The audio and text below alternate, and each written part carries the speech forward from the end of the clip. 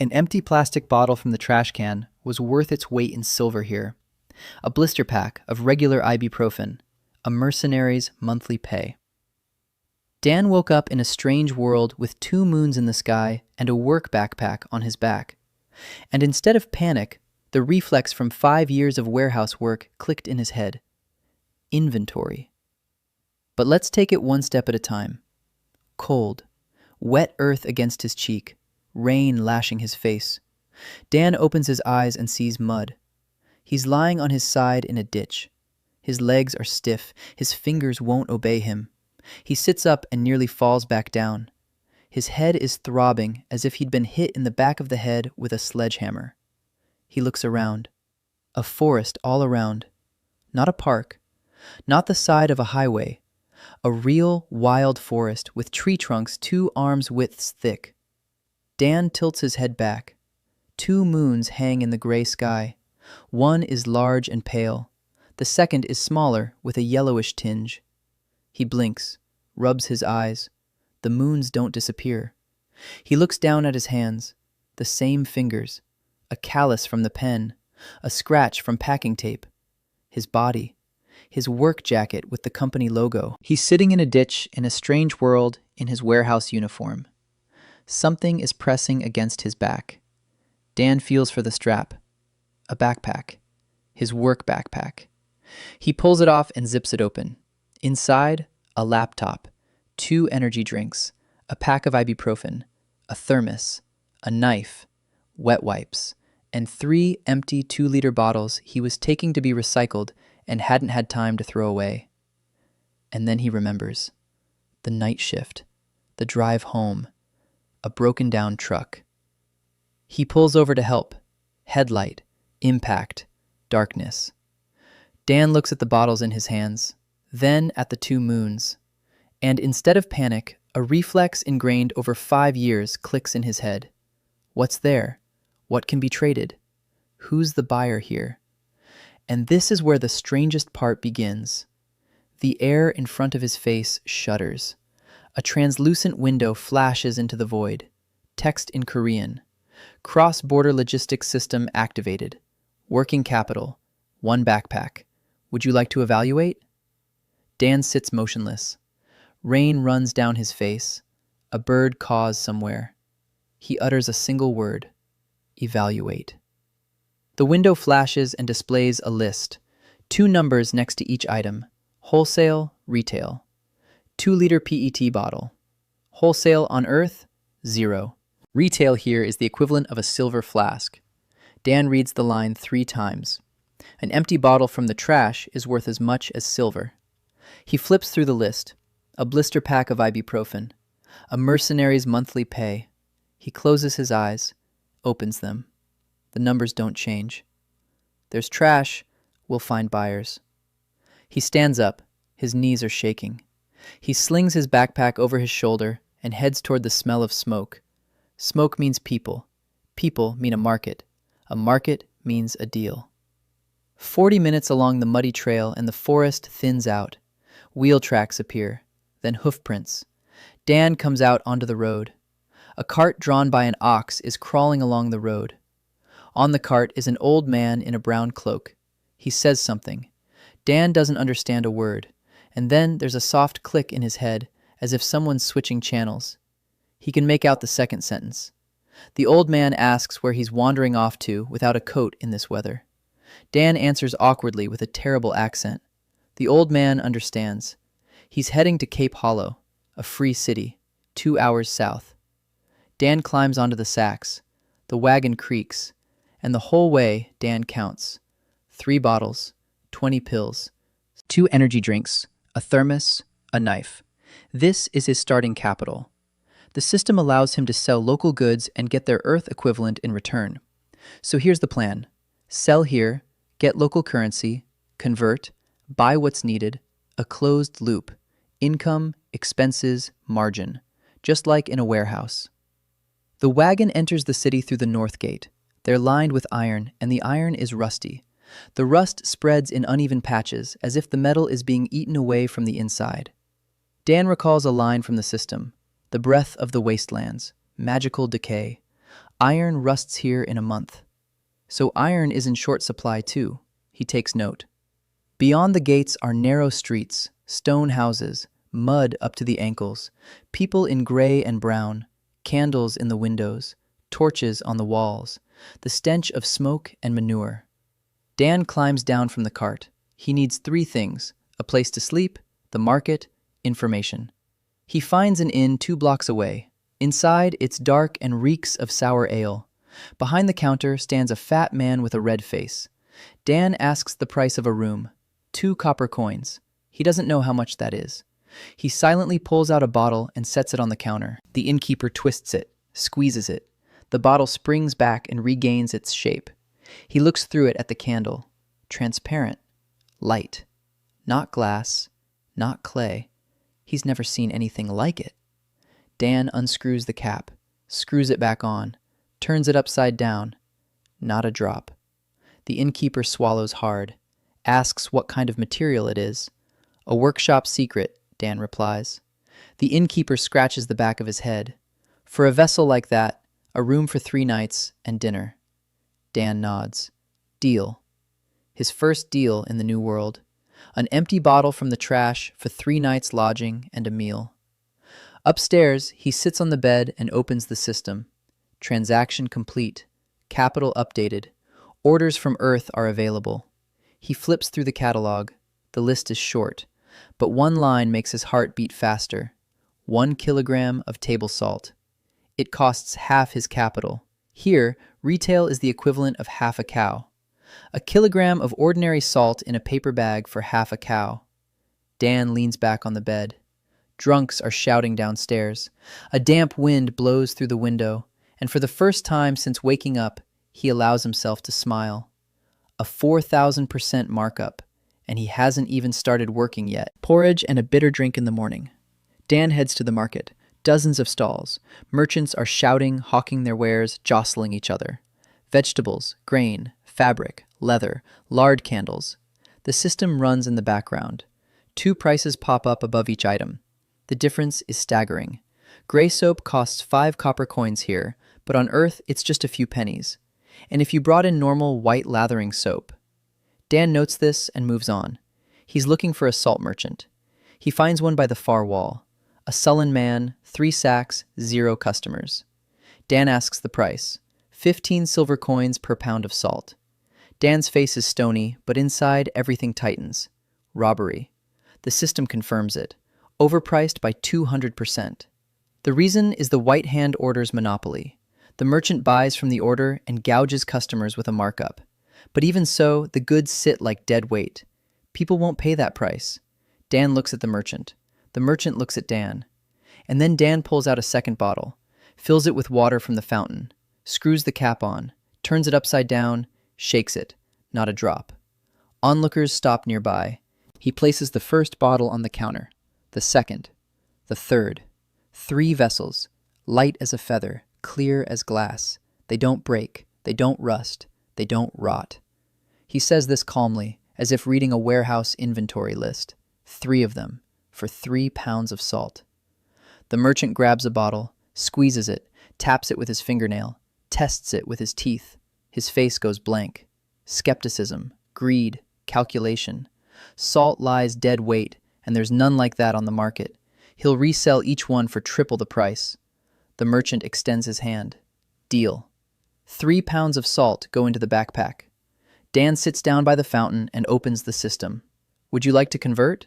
Yes.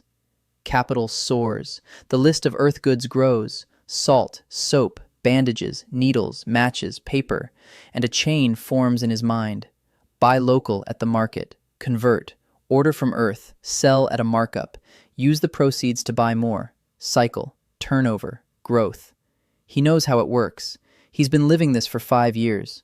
Only now, instead of plastic and cardboard, it's salt and bandages. And instead of trucks, a backpack and an invisible warehouse. Dan returns to the room. He pulls out a notebook. He does the math. By evening, he has a plan for the week. 3 items. Salt, soap, bandages. High demand, high margin, fast turnover. He orders the first batch through the system. The invisible warehouse flashes. Dan reaches into the void and pulls out a bag of salt. White, pure, fine-grained, no rocks or sand. He places a bar of soap next to it. White, lathering. In a world where people wash with lye and ash, this is a luxury. He looks at his table. Salt, soap, bandage. Startup capital. Tomorrow, he'll enter the market not as a vagrant with bottles, but as a merchant, with goods, with prices, with a plan. He blows out the candle. 2 moons are peering through the window, and his last thought before sleep isn't about home, not about Seattle, not about who he used to be. The thought is simple and practical. Get up before the market opens. Take a spot by the fountain. That's where the foot traffic is heaviest.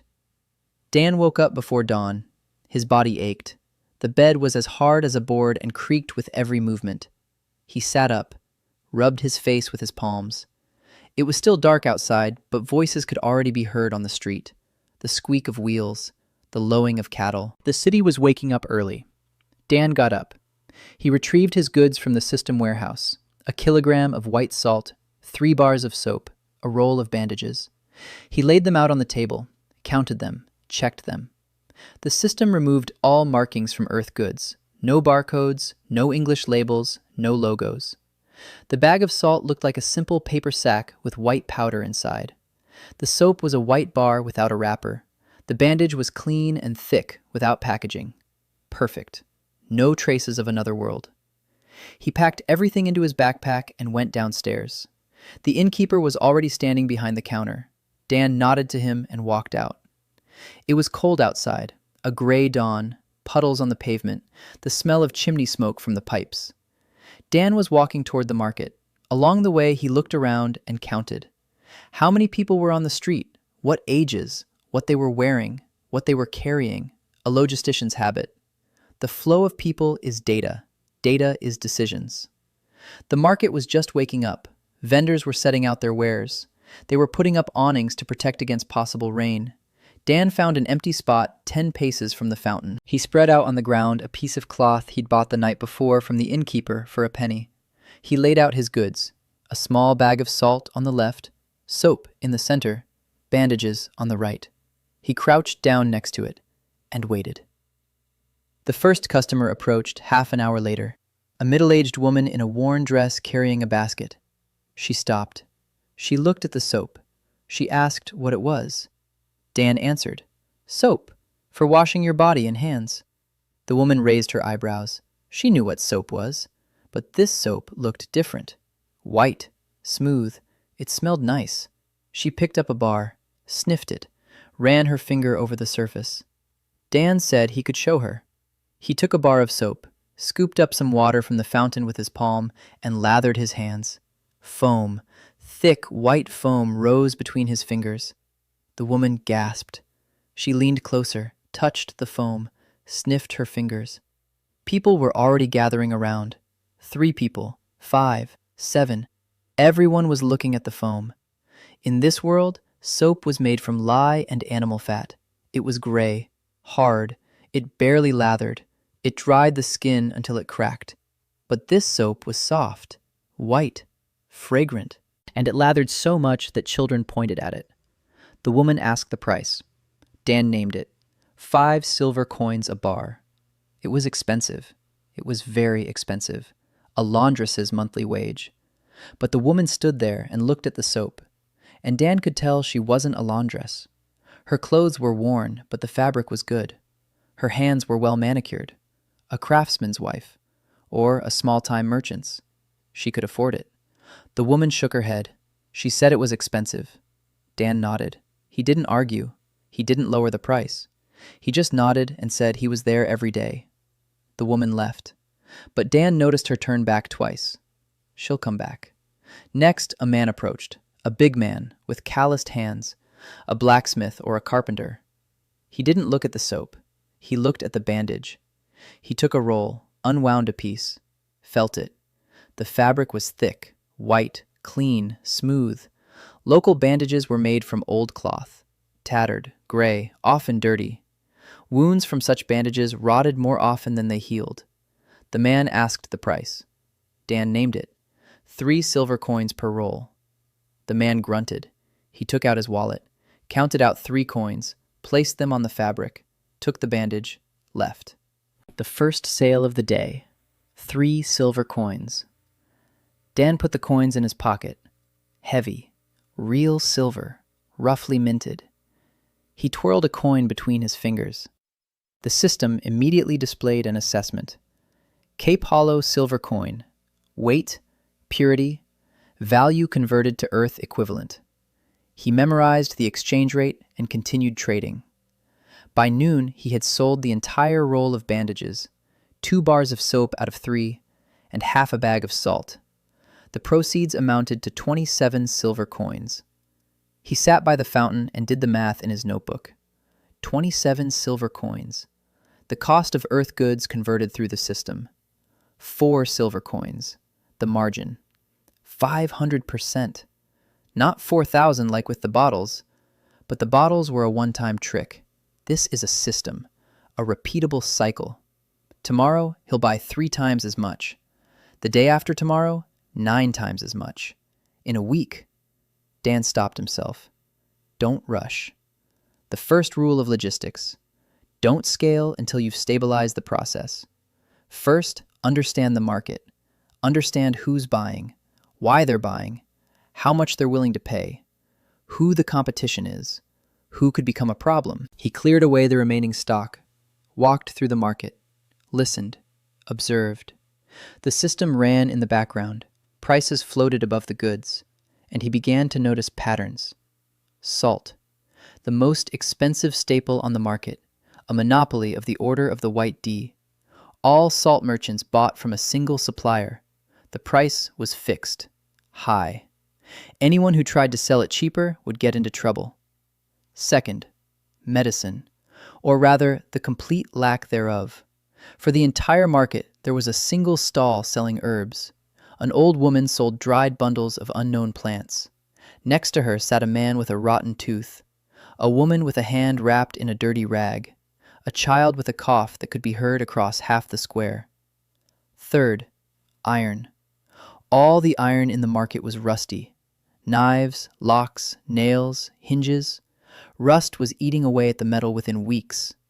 The hardware merchant was essentially selling disposable goods. The buyers knew this. They bought them anyway, because there was no alternative. Dan returned to the inn. He went up to his room, sat down at the table, opened his notebook, and began to write. 3 markets, 3 shortages, 3 opportunities. Salt. Entering the market is dangerous. The Order's monopoly. Any attempt to sell salt cheaper than their price is a declaration of war. But the demand is huge. Medicine. The market is empty. 0 competition. But he needs a reputation. People won't buy medicine from a stranger. He needs trust. Metal. He can't bring stainless steel. The system won't produce what it doesn't understand at the production level. But he can bring metal care products, oil, coating, something simple that will slow down rust. Dan set down his pen. He looked out the window. 2 moons were rising above the rooftops. He made a decision. Start with medicine, not with salt. Salt is war. He isn't ready for that yet. But medicine is gratitude. Gratitude is reputation. Reputation is a shield. The next morning, Dan went to the market with new goods. He had 6 strips of bandage cut into even strips, 5 packets of salt, 100 grams each, and 10 ibuprofen tablets wrapped in a clean cloth. He didn't sell the tablets directly. That would have been suspicious. Instead, he found an old herbalist. He approached her, introduced himself. He said he was a merchant from the East, that he had a remedy for fever and pain. The remedy looked like a small white pebble. It needed to be crushed into a powder and stirred into warm water, then given to the patient to drink. The fever would break in an hour. The pain would go away in half an hour. The old woman looked at him as if he were crazy. Then she looked at the pill in his hand. Small, white, round, smooth. Such things didn't exist in this world. The pills from local healers were brown, crumbly, the size of a thumbnail, and they worked only half the time. Dan offered a trial. free of charge, one patient. If the remedy didn't help, he'd leave and never come back. If it did, they'd agree to a partnership. The old woman thought for a long time, a minute, two. Then she nodded. Behind her stall, on a mat, lay a boy of about 10, an apprentice to a neighboring merchant. 3 days of fever. His face was red, his lips were chapped, his eyes were cloudy. The old woman had been giving him herbal teas, to no avail. Dan sat down beside him. Crush a pill, stir it into warm water, give it to him to drink. Simple. He did it without rushing. The boy drank, wincing. Dan sat down next to him. He waited. After 40 minutes, the boy stopped shivering. After an hour, his forehead felt cooler. After 2 hours, he sat up and asked for food. The old woman stood nearby and watched, her mouth half open, her hands pressed to her chest. She had seen how her concoctions worked. It took a long time. They were unreliable, with mixed results. But this stranger with the odd accent gave the boy a white pebble, and 2 hours later he was sitting there asking for bread. She turned to Dan, asked how much he wanted for such stones. Dan named a price, not for the pills, for the partnership. He would supply her with the goods. She would sell them through her stall. They'd split the profit.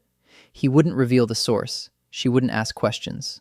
The old woman's name was Martha. She was over 60. She had been selling at this market for 30 years. She knew every customer by name. She knew who was sick with what, who was being treated for what, who owed whom. The perfect partner for the first stage. Martha agreed. By evening, they had sold all 10 pills. The proceeds, 10 silver coins. Dan's share, 5. But it wasn't about the money. It was about the fact that 10 people left the market with medicine that worked. And each of them would tell 5 others. And those 5 would tell 5 more. Word of mouth. The best advertising there is. For free. Dan returned to the inn. He had dinner, went up to his room, sat down to count. In 3 days in this world, he had earned 32 silver coins. He had established a channel for selling the medicine. He'd found his first partner. And not once had he attracted the authorities' attention. Yet. That was for now. He understood. Rumors spread fast. Sooner or later, someone would ask where a stranger from the East got such goods. And he had to have an answer. Dan opened the system. He looked at the logistics prompts. The system was already gathering data. Key P-Hollow. Population around 12,000. Main economy, port, fishing, transit trade. Current shortages, salt, medicines, clean cloth, metal goods. Nearest cities, Wallheim to the north, 3 days journey. Orsini to the west, 5 days. Chue to the southeast, a week. Political situation, unstable. 3 great houses are dividing the legacy of the late emperor. Military actions are local for now, but tensions are rising. Dan read and memorized. Every line is a variable in an equation. Every variable is an opportunity or a threat. He shut down the system, went to sleep. Tomorrow he had to solve 2 problems. Find a permanent place to trade and find security. A merchant without security in this world is a walking bag of money. The next day, Dan started looking for a place. It turned out to be no easy task. In Cape Hollow, all retail spaces belonged either to the Merchants Guild or the City Council. Rent was expensive. Plus, a license was required. Plus, a guarantor was needed. The system helped. It suggested an address, an old warehouse by the city's eastern wall. The owner owed taxes to the city. The building was up for sale to cover the debts. The price? 40 silver coins. Dan had 32. He was 8 short. He could earn them in 2 days of trading, but he didn't want to wait. Someone else might snap up the space. Dan looked at his backpack, the thermos. He hadn't sold the thermos yet. The system had valued it at 20 silver coins. He went to the innkeeper. He set the thermos on the counter. He poured boiling water from the kettle in the kitchen. He screwed the lid on. 3 hours later, he opened it. The water was hot. The innkeeper burned his lips. His eyes widened. A vessel that retains heat. In a world where people freeze to death in winter, where hot broth cools in 20 minutes, where soldiers on the march drink ice-cold water and get sick from it. The innkeeper offered 15 silver coins. Dan said 20. They settled on 18. 50 silver coins. Dan bought the warehouse that same day. The building was in poor condition.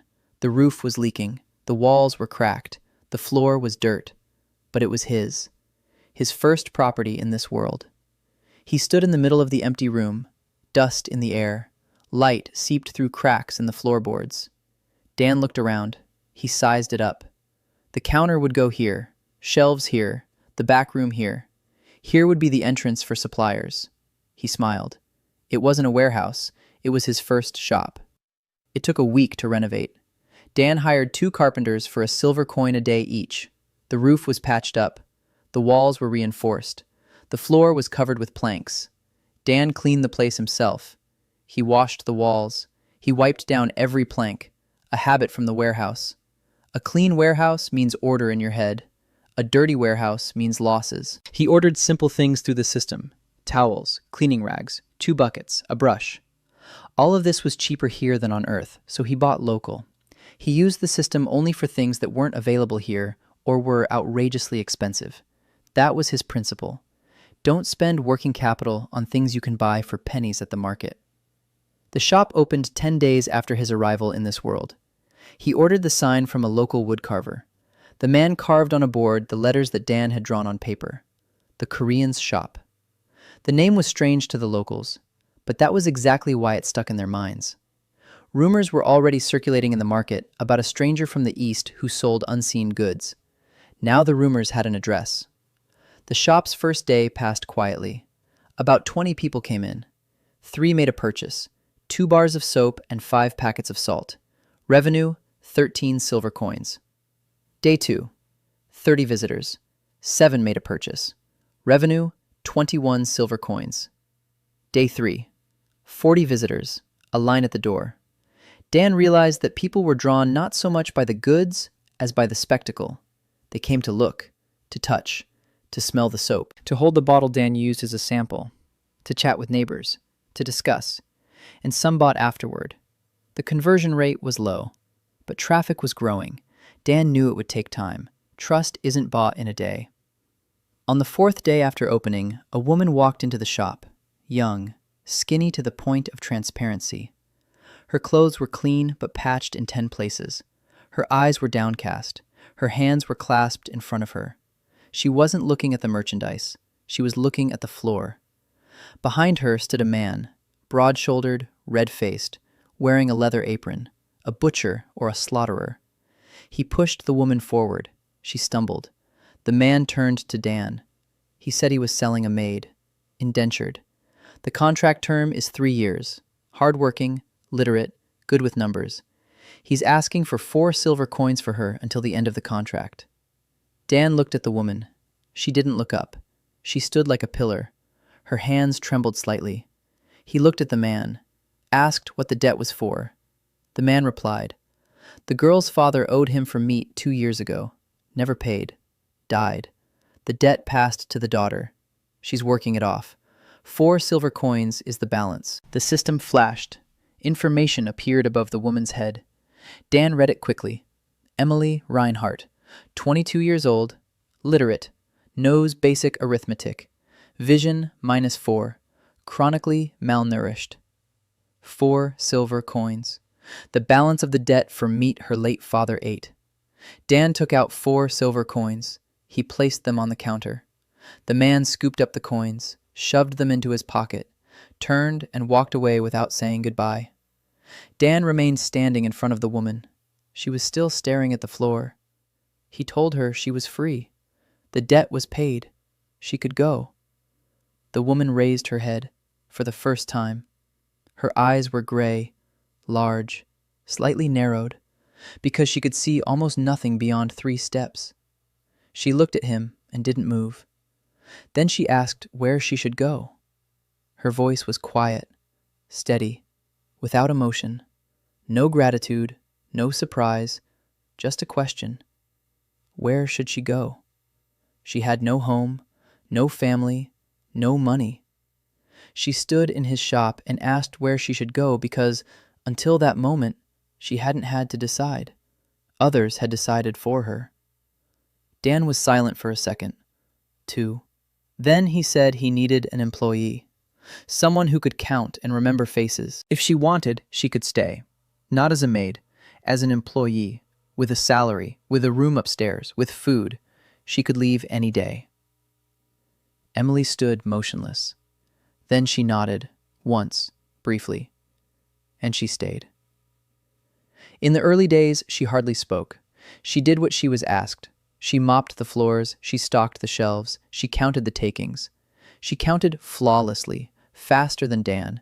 She added 3-digit numbers in her head as easily as she breathed. Dan noticed this on the second day and realized why the system had shown him her details. A phenomenal memory for numbers and faces. She remembered every customer, their name, what they bought, how much they paid, when they'd come back. She'd squint to see faces up close and remember them forever. On her 5th day on the job, Dan sat down at the table in the back room that evening. He opened the system, found what he was looking for in the catalog. Glasses, -4, simple frames. The cost for ordering through the system was negligible. Glasses on Earth cost pennies. Here, they didn't exist at all. The glass here was cloudy, heavy. They didn't know how to make lenses. People with poor eyesight simply lived in a fog their whole lives, and died in a fog. He ordered the glasses. He retrieved them from the storage space, small, lightweight, with clear lenses in thin frames. In the morning, he called for Emily. She came. She stood in the doorway. She squinted. Dan held out the glasses to her. She didn't understand what they were. He explained. Put them on your nose. Hook them over your ears. She took them carefully, as if afraid of crushing them. She put them on and froze. She stood in the doorway. Behind her was a window. Outside the window, a tree, a maple or something like that. The leaves hadn't fallen yet. She looked at that tree. She stared without looking away. Her mouth fell open. Her hands dropped. She saw the leaves, every single leaf, the veins, drops of water on the tips, the serrated edge of a leaf. She was seeing this for the first time in her life. For 22 years, she had lived in a world where everything beyond an outstretched hand was a blur. People were silhouettes. Trees were green clouds. The sky was a gray void. And now she could see. She stood there for a minute, 2, 3, in silence. Then she raised her hand and touched the frame of her glasses, as if checking to make sure they were real. She turned to Dan. She looked at him. She really looked at him. For the first time, she saw his face, his features, the expression, the eyes. Dan stood with the same face he'd had while taking inventory. Calm, businesslike. He nodded, said they were for her, to wear every day. If they broke, he'd order new ones. Emily opened her mouth, closed it, opened it again, said nothing, just nodded, and walked into the sales floor. Dan stood alone in the back room, watching her go. A pair of glasses, cost on Earth $12, cost here? He didn't know how to value the world she was seeing for the first time. The system offered an estimate. Corrective optical lenses. Retail price in the current world. Undefined. No analogs. Dan closed the window. Not everything needs to be valued in silver. The shop was doing business. Revenue was. By the end of the second week, daily turnover had stabilized at 30 silver. Emily kept the books, impeccably. She started a notebook in which she recorded every transaction. Buyer's name, item, quantity, price, date. Dan hadn't asked her to do this. She did it on her own. In the margins of the notebook, she made notes. This customer comes every 3 days. This one has 3 children. This one was late with payment last time. She was building a customer base. No training, no CRM system, just a notebook and a phenomenal memory. Dan watched this and thought he was incredibly lucky. At the end of the second week, a problem arose. In the evening, after the shop closed, Dan was counting the day's takings in the back room. Emily was mopping the floors in the sales area. There was a knock at the door, loud. Not like a customer, like someone who wasn't used to being turned away. Dan opened the door. 2 men stood on the threshold. A man in a dark cloak with an emblem on his chest, a circle with a hand inside. Next to him was another man, younger, with a sword at his belt. The first one introduced himself, a tithe collector for the Order of the White Hand. He had come for the tribute. Every merchant in Cape Hollow pays the Order 10% of their turnover, monthly, no exceptions. Dan listened calmly. The system immediately highlighted the information. The Order of the White Hand controls the continent's salt mines, a de facto monopoly on salt, collects a tithe from all merchants in cities where it has a presence. Non-payment is punishable by excommunication from trade. Repeated non-payment, confiscation. Dan looked at the collector. He looked at his partner's sword and pulled out his wallet. He paid. 3 silver coins, 10% of the official turnover for 2 weeks. Not the actual amount, the amount recorded in the city ledger. The difference was substantial. The collector counted the coins. He nodded. He left. Dan closed the door, leaned his back against it. The Order of the White Hand. He knew this moment would come. As long as he traded in soap and bandages, they would collect their tithe and leave him alone. But if he started trading in salt, if he entered their territory, then the visit would be different, and the sword would not be at his belt, but in his hand. Dan went into the back room, sat down at the table, opened his notebook, wrote one word: security. It's time. There were many mercenaries in Cape Hollow, a port city, a transit hub. People without homes flocked here, without a job, with a sword and an empty wallet. Dan spent 2 days in the taverns, listening, observing. The system helped. A brief assessment popped up over every person he looked at. Not a full dossier, more like a business card. Profession, approximate income level, health status, basic characteristics. The mercenaries were all different.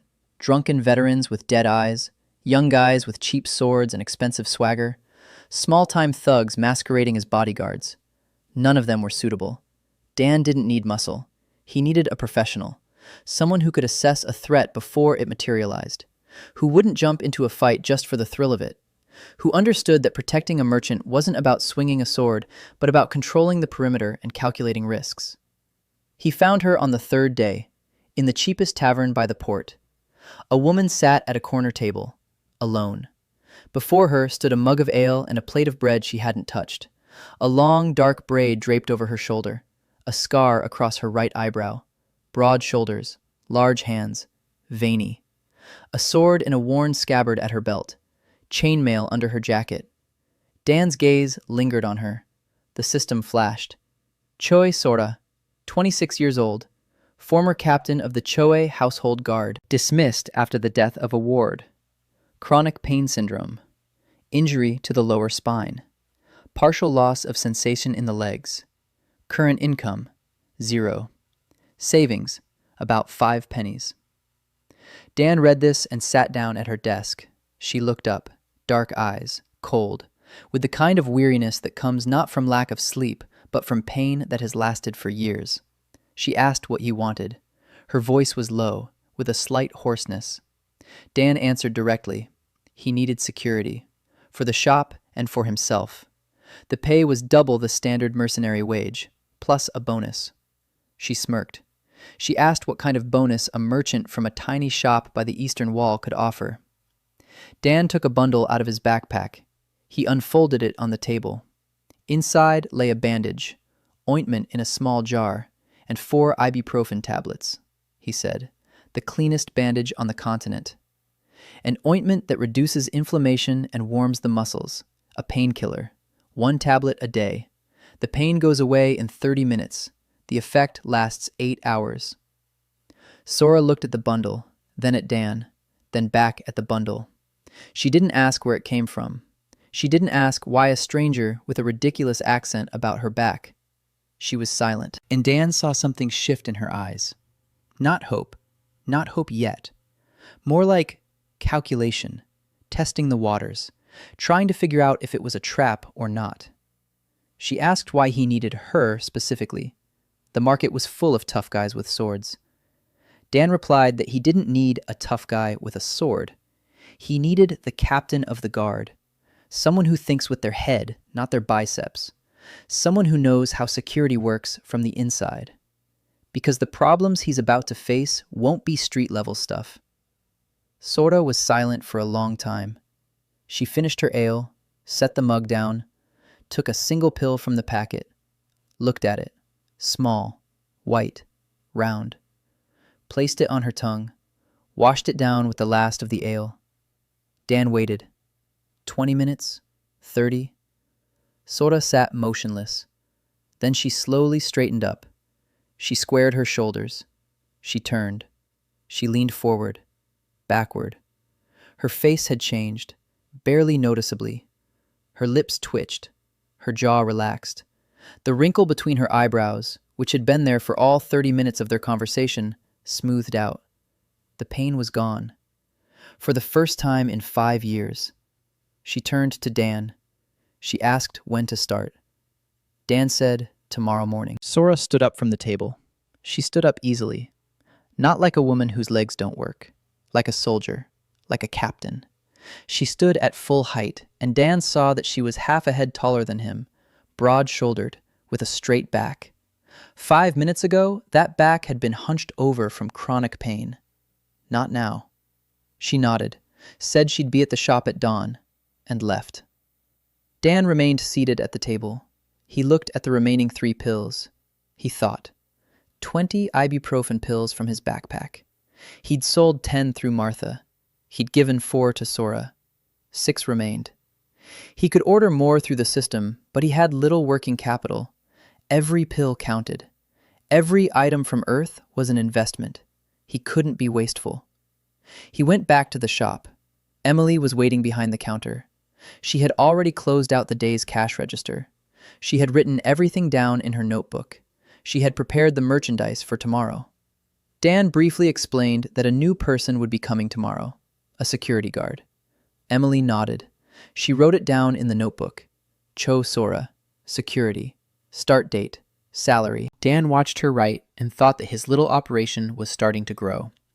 2 employees, 1 partner at the market. It wasn't just one person with a backpack anymore. It was a seed from which something bigger. Sora arrived at dawn, just as she'd promised. She silently walked around the shop, checked the doors, the windows, the walls, the roof, the back exit. An hour later, she returned to Dan. She said that guarding this building was like guarding a shack. The lock on the door could be kicked out. The back wall was thin. The windows had no bars. It needed reinforcing. Dan asked how much it would cost. Sora named the price. 10 silver coins for the bars and a new lock. 5 for boards to reinforce the back wall. 3 for alarm ropes with bells in case of a nighttime break-in. Total, 18 silver coins. More than half of a week's daily earnings. Dan didn't haggle. He nodded. He handed over the money. Security isn't an expense. Security is insurance. Losing merchandise would cost more than window bars. Sora worked quickly. In 3 days, the shop went from a shack to a fortress. Bars on the windows, a new bolt on the door, the back wall reinforced with a double layer of boards, alarm cords around the perimeter. Dan assessed the work and was satisfied. A professional. He hadn't been wrong. On Sora's 7th day on the job, the first incident occurred, late in the evening. The shop was already closed. Dan was counting upstairs. Emily was sleeping in the next room. Sora was on duty downstairs. She didn't sleep at night, a guard's habit. Dan heard her walking around the lower floor, steadily, methodically. Then the footsteps stopped. Silence. Then a sound. A dull thud against the back door. Another one. A third. Dan got up, went downstairs. Sora was standing by the back door, sword in hand. She didn't turn to face him. She just said quietly that he'd better go back upstairs. 3 men were standing outside the door. They tried to break in for a minute, then they fell silent. They left. In the morning, Sora inspected the door. Marks from a crowbar. Amateurs. Small-time thieves. The port is full of them. But Sora said it wasn't about the thieves. The point was that someone had tipped them off. Small-time thieves don't go to addresses on their own. Someone tells them where the goods and where there's nothing. So someone in the market is already eyeing the shop, its turnover, its contents. Dan nodded. He'd expected this. A small, successful business in a port city. No patron, no guild, no connections. A target. He asked Sora what to do. She answered with 2 words. More people. Dan agreed, but they still had to find people and pay them and vet them. For now, the 3 of them worked together. Dan, Emily, Sora. Business was booming. Martha continued to sell medicine from her stall. The stream of customers in the shop grew.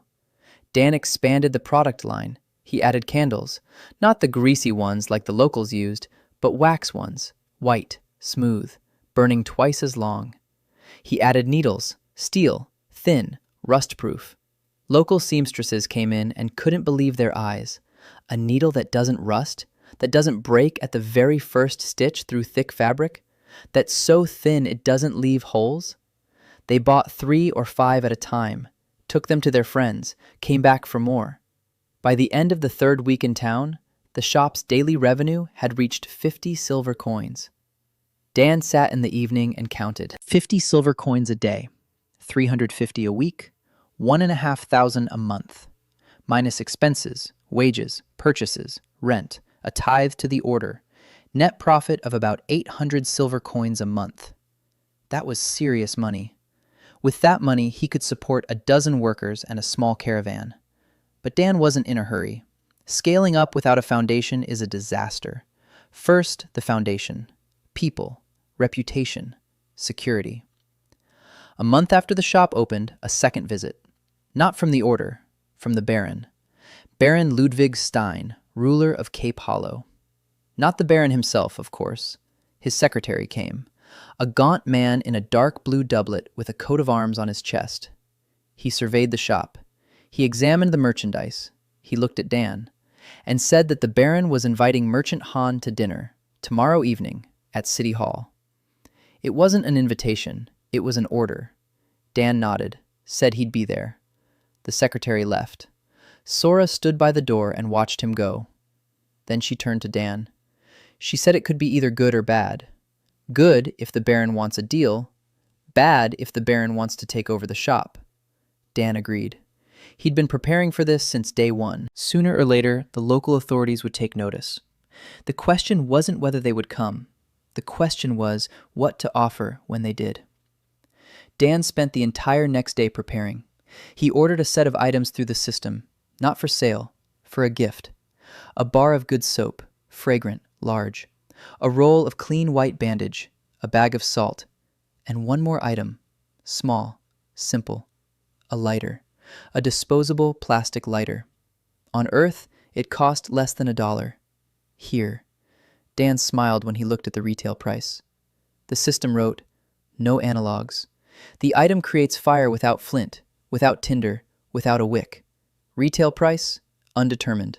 Category, minor miracle. That evening, Dan put on his best shirt, his only clean one, a local one, bought at the market. He put the gifts in a leather bag that Emily had sewn from scraps. Sora went with him. The town hall stood in the center of town, a 3-story stone building, with a turret, with a flag, with 2 guards at the entrance. Dan was led upstairs, into the reception hall, a long table, candles, portraits on the walls. The Baron was sitting at the table. Ludwig Stein, a man in his 50s, heavy-set, with a graying beard, in an expensive doublet that hadn't been updated in a long time. Next to him was his wife, a thin woman with a tired face, and his son, about 15 years old, coughing. The Baron stood up. He shook Dan's hand, a stiff palm, a firm handshake. He offered him a seat. Dan sat down across from him. Sora remained standing by the wall. The Baron didn't beat around the bush. He asked directly who he was, where he was from, what kind of goods he had. Dan recited the story he'd been preparing for 2 weeks. He was a merchant from the Far East, from lands across the sea. His family owned a workshop that produced rare goods. The recipes were passed down through the generations. He had come to seek new markets. The Baron listened. He nodded. Whether he believed it or not didn't matter. He didn't want the truth. He wanted profit. Dan took out the gifts, laid them out on the table. Soap, salt, a bandage, a lighter. The Baron looked at the soap indifferently, at the salt a little more closely. He felt the bandage. He approved. And then Dan picked up the lighter. He clicked it. A flame flared in his hand. Small, steady, yellow. The Baron froze. His wife moved back. His son leaned forward. Dan held out the lighter to the Baron. The Baron took it with 2 fingers, like a fragile relic. Click. Fire. Click. Fire. Click. Fire. Every time, without fail. No flint, no tinder, no effort. Fire in his pocket. The Baron stared at the flame, and Dan saw in his eyes not greed, fear.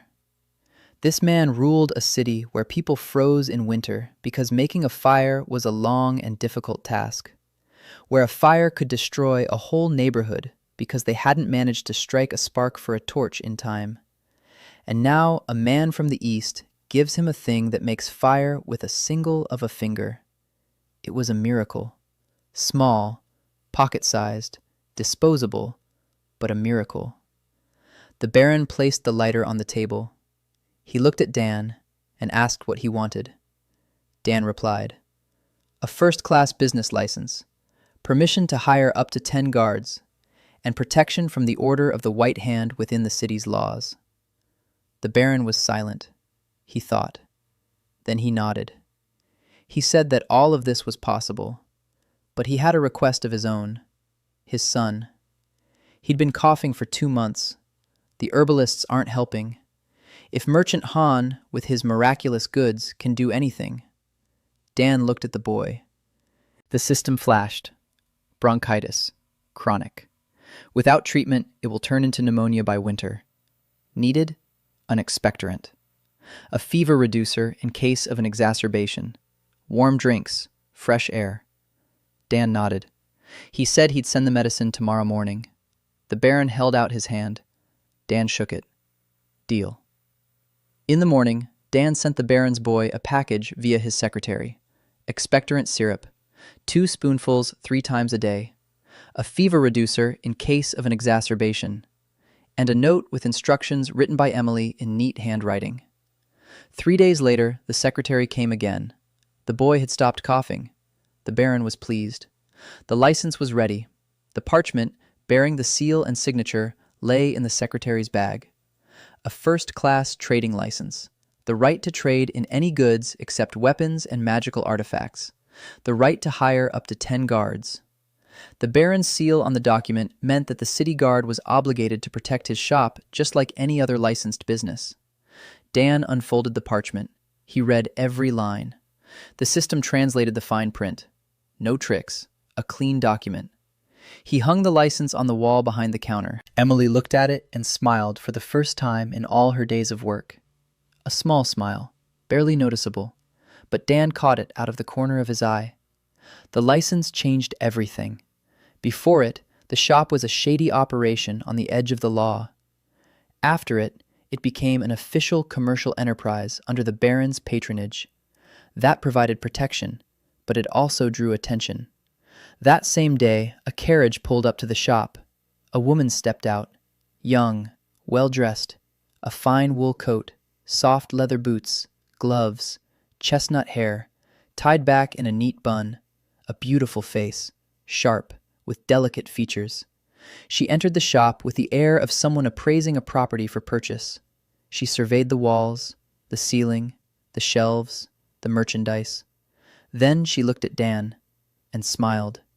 She introduced herself, Isabella Orsini, the youngest daughter of Lorenzo Orsini, head of the Merchants Guild. Dan showed no reaction, but inside he tensed. Orsini, one of the 3 great houses, the Merchants Guild that controls the trade routes of half the continent, and their youngest daughter is standing in his tiny shop in a port city. The system flashed. Isabella Orsini, 19 years old. Education, higher than local standards. Languages, 4. Musical instrument, lute. Health status, chronic asthma. Prognosis without treatment, fatal by age 25. Covert status, agent of the Merchants Guild. Purpose of stay. Investigation of goods source. Dan read the last line and looked at Isabella. She was standing by the soap shelf. She picked up a bar, she sniffed it, put it back, turned to him and started a conversation. She said she'd heard about his shop, that she was impressed by the quality of the goods, that her father would be interested in a partnership. She spoke beautifully, smoothly, every word in its place, a compliment woven into a business proposal, flattery disguised as respect, professional work. Dan listened and nodded. She was a spy. He knew it. She didn't know that he knew, and that was his advantage. He could have kicked her out, could have exposed her, could have told the Baron. Any of those options would have been a mistake. Kicking out a spy means getting a new one he wouldn't see. Better to keep the one you can see close by. Exposing her would mean declaring war on the Orsini. He wasn't ready for that. Telling the Baron would mean dragging him into a conflict with a great house. The Baron would refuse.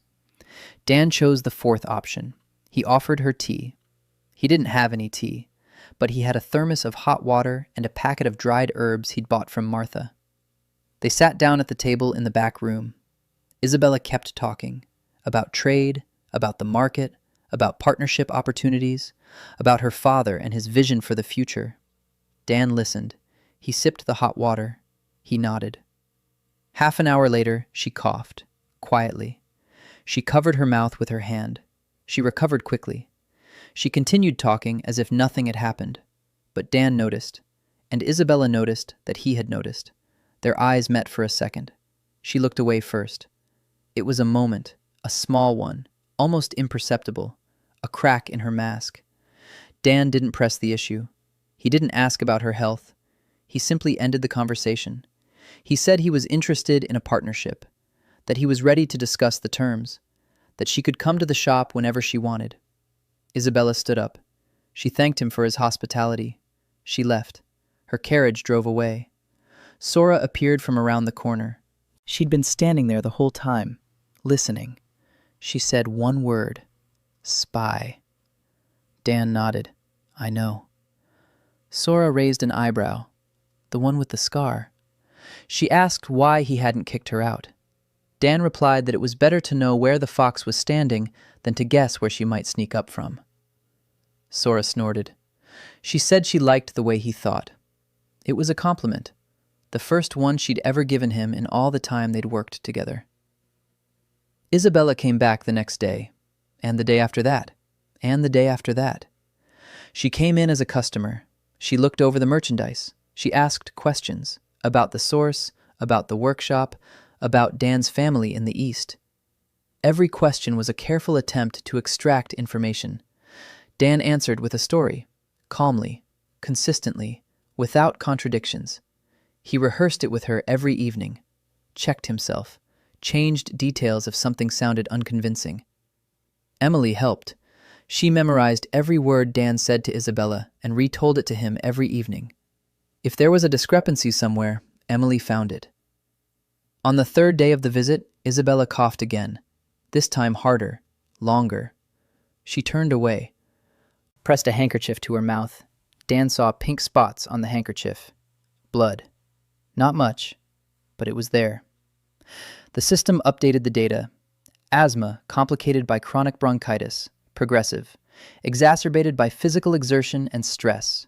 Current phase, moderate severity, 2 to 3 years until critical. Dan said nothing. That evening, after closing the shop, he sat and thought for a long time. Then he opened the system. He found what he was looking for in the catalog. An inhaler. Salbutamol. The system checked availability. Dan knew what an inhaler was. He'd seen it being used.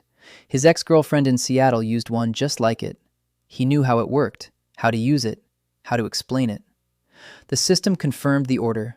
The inhaler appeared in the storage area. Small, blue, unmarked. The system had erased everything. In the morning, Dan came to the shop. Isabella was already there, her 4th visit. She was standing by the bandage shelf, pretending to browse. Dan approached.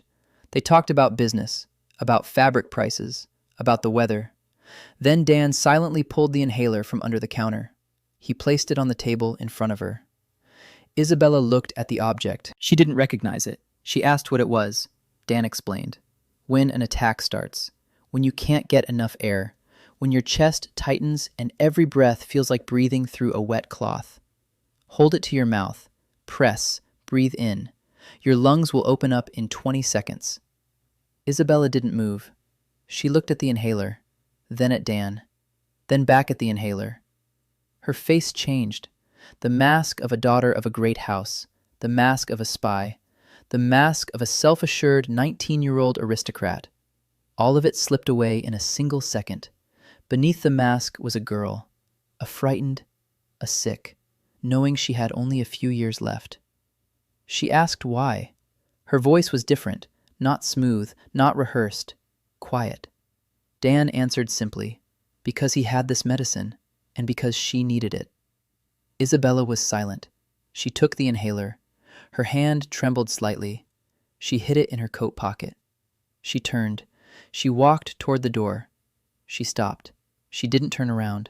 She asked, "Does he know who she is?" Dan answered, "From day one." A pause, a long one. Then Isabella said, "He was a strange man." And she left. Sora stood behind the counter and shook her head. She said that Dan had just given a weapon to the enemy. Not a weapon. Medicine. Dan replied that it was one and the same. It depends on how you use it. She would report to her father that the source of the goods was unclear. Because it's true. She hadn't found the source. But she would report it with a caveat, that the merchant Han had known about her from the very beginning, and instead of exposing her, he gave her medicine for the disease that was killing her. This is information that cannot simply be ignored. Lorenzo Orsini is a smart man. He'll understand that Dan isn't an enemy. An enemy would have kicked her daughter, or used her illness for blackmail. Dan did neither. He gave her the medicine, for free, in silence. This is not a gesture of weakness. It is a gesture of strength. A man who can afford to save his enemy's daughter is not afraid of that enemy. Sora looked at him. She thought. Then she smiled. She said that maybe she had been right to take this job. The days passed. The shop was open. Money was rolling in. But Dan felt that the rhythm of the city was changing. Rumors about him were spreading. They went beyond the market, beyond the port. Martha said that two men in plain clothes had come to see her. They asked about medicines, about the stranger, about where he got his goods. Martha replied that she didn't know. They left, but they would return. At the market, merchants approached Dan, not to buy, to talk, to pry. One offered a partnership. Another offered to buy the soap recipe. A third just stood and watched for a long time. Then he left. Sora watched them all, memorized faces, reported in the evening. Two of the visitors were connected to the order, one to the guild. The town was small. News spread quickly, and news of a merchant with unseen goods and the Baron's patronage spread even faster. 6 weeks after Dan's arrival in Cape Hollow, what he had both hoped for and feared came to pass. A cavalry squadron rode up to the whip. A mounted squad approached, 8 riders, all in identical gray cloaks, a patch on their chests, a circle with a palm, the Order of the White Hand. But not the tithe collectors. These were different.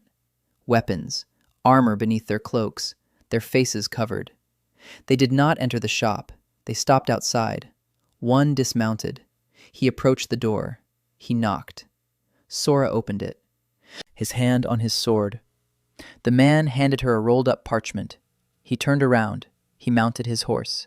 The squad rode off. Dan unfolded the parchment. The system translated it.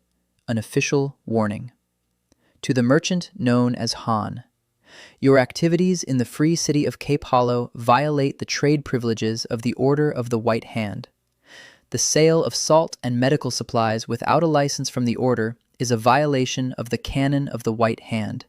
You are ordered to cease the aforementioned activities within 14 days, or appear at the order's office to obtain a license. License fee, 500 silver per year, plus 30% of turnover in the specified categories. Failure to comply with this order will be considered heresy against the established order. Seal, signature, Archbishop Corvin Vale. Dan read the parchment twice. He placed it on the table. He sat down. He stared at the ceiling. 500 silver, plus 30%. This wasn't a warning. It was a noose. If he paid, he'd be operating at a loss. If he didn't pay, he'd be declared a heretic. And heresy in this world wasn't punished with a fine. Emily stood in the doorway, pale. She read the parchment over his shoulder. Her glasses were slightly fogged up. Sora stood by the window. She was looking out at the street where the squad had gone, her hand on her sword, her fingers white with tension. Dan sat and thought. A minute, 2, 5. Then he took out a notebook. He opened a blank page and began to write. Not an escape plan, not a surrender plan, a plan for expansion. If the order wants war, it will get the economy. 14 days. It wasn't a threat. It was a deadline. And Dan had worked with deadlines his whole life. He started with the arithmetic. 500 silver coins a year, 30% of the turnover. At the current turnover, that's about 200 silver coins a month, plus the monthly tithe. Total, about 230. His net profit, 800. Minus 230, 570. Tolerable. But that's at current turnover. If turnover triples, the tax will eat up 1,000. And if he reduces the share of salt and medicines in the assortment and increases the share of goods the order doesn't control, soap, cloth, needles, candles, then the tax base for the 30% would shrink, and total turnover would grow. Dan calculated for 2 hours. He filled 4 pages of his notebook. In the end, he had 2 options. First, pay the license fee, restructure the product range, minimize losses, work within the rules, slowly, safely, boringly. Second, don't pay. Open branches in 2 other cities outside the order's jurisdiction. Spread out the trade. Make sure that closing one shop doesn't kill the business. And at the same time, build up his reputation. The people he's helped. The Baron whose son he cured. Martha who sells his medicine.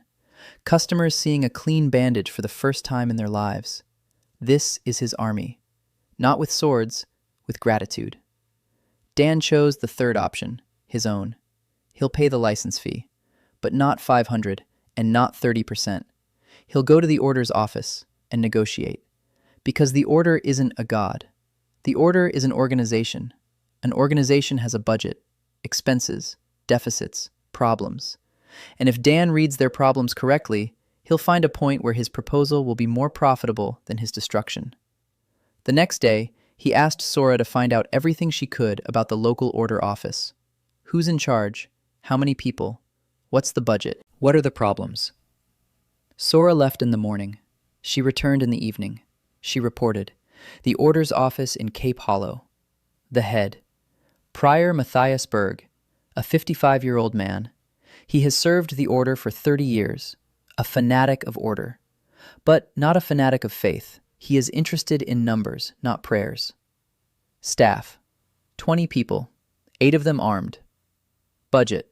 Chronically insufficient. The capital cuts funding for distant branches every year. Problems. 3. The temple roof has been leaking for 2 years. Medicine supplies for the Brotherhood are at 0.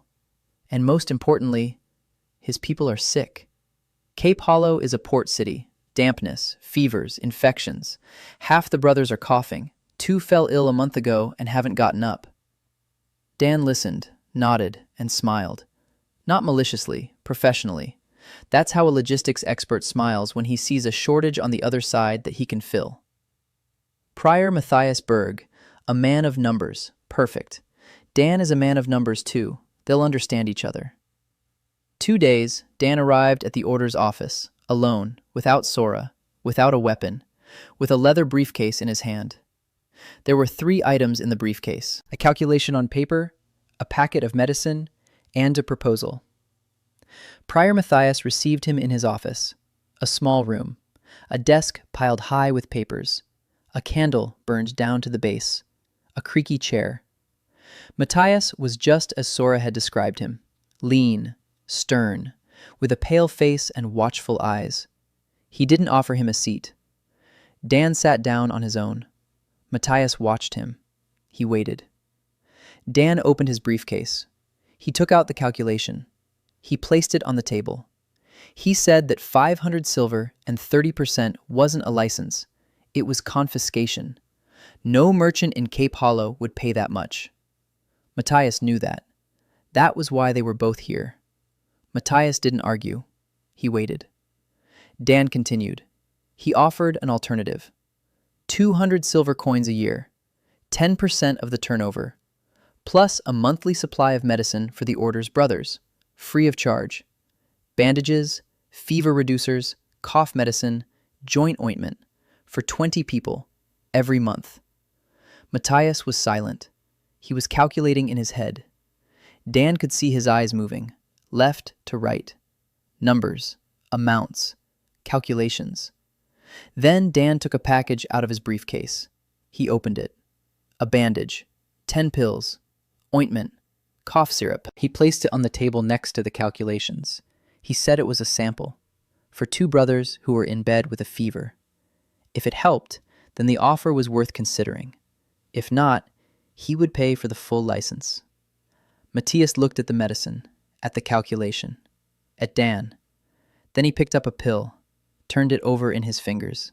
Small, white, round. He put it back, said he needed time.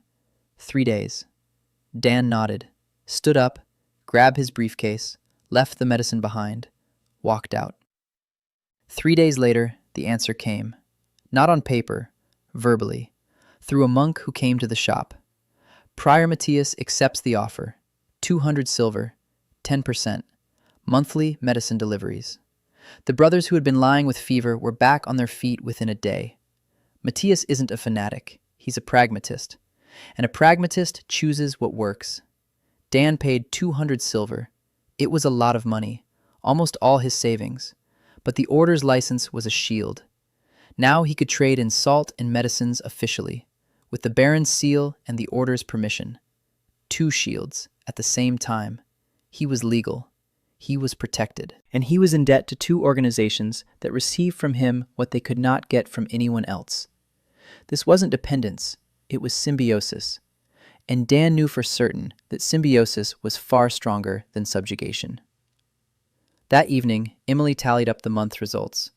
Total revenue, 2,300 silver.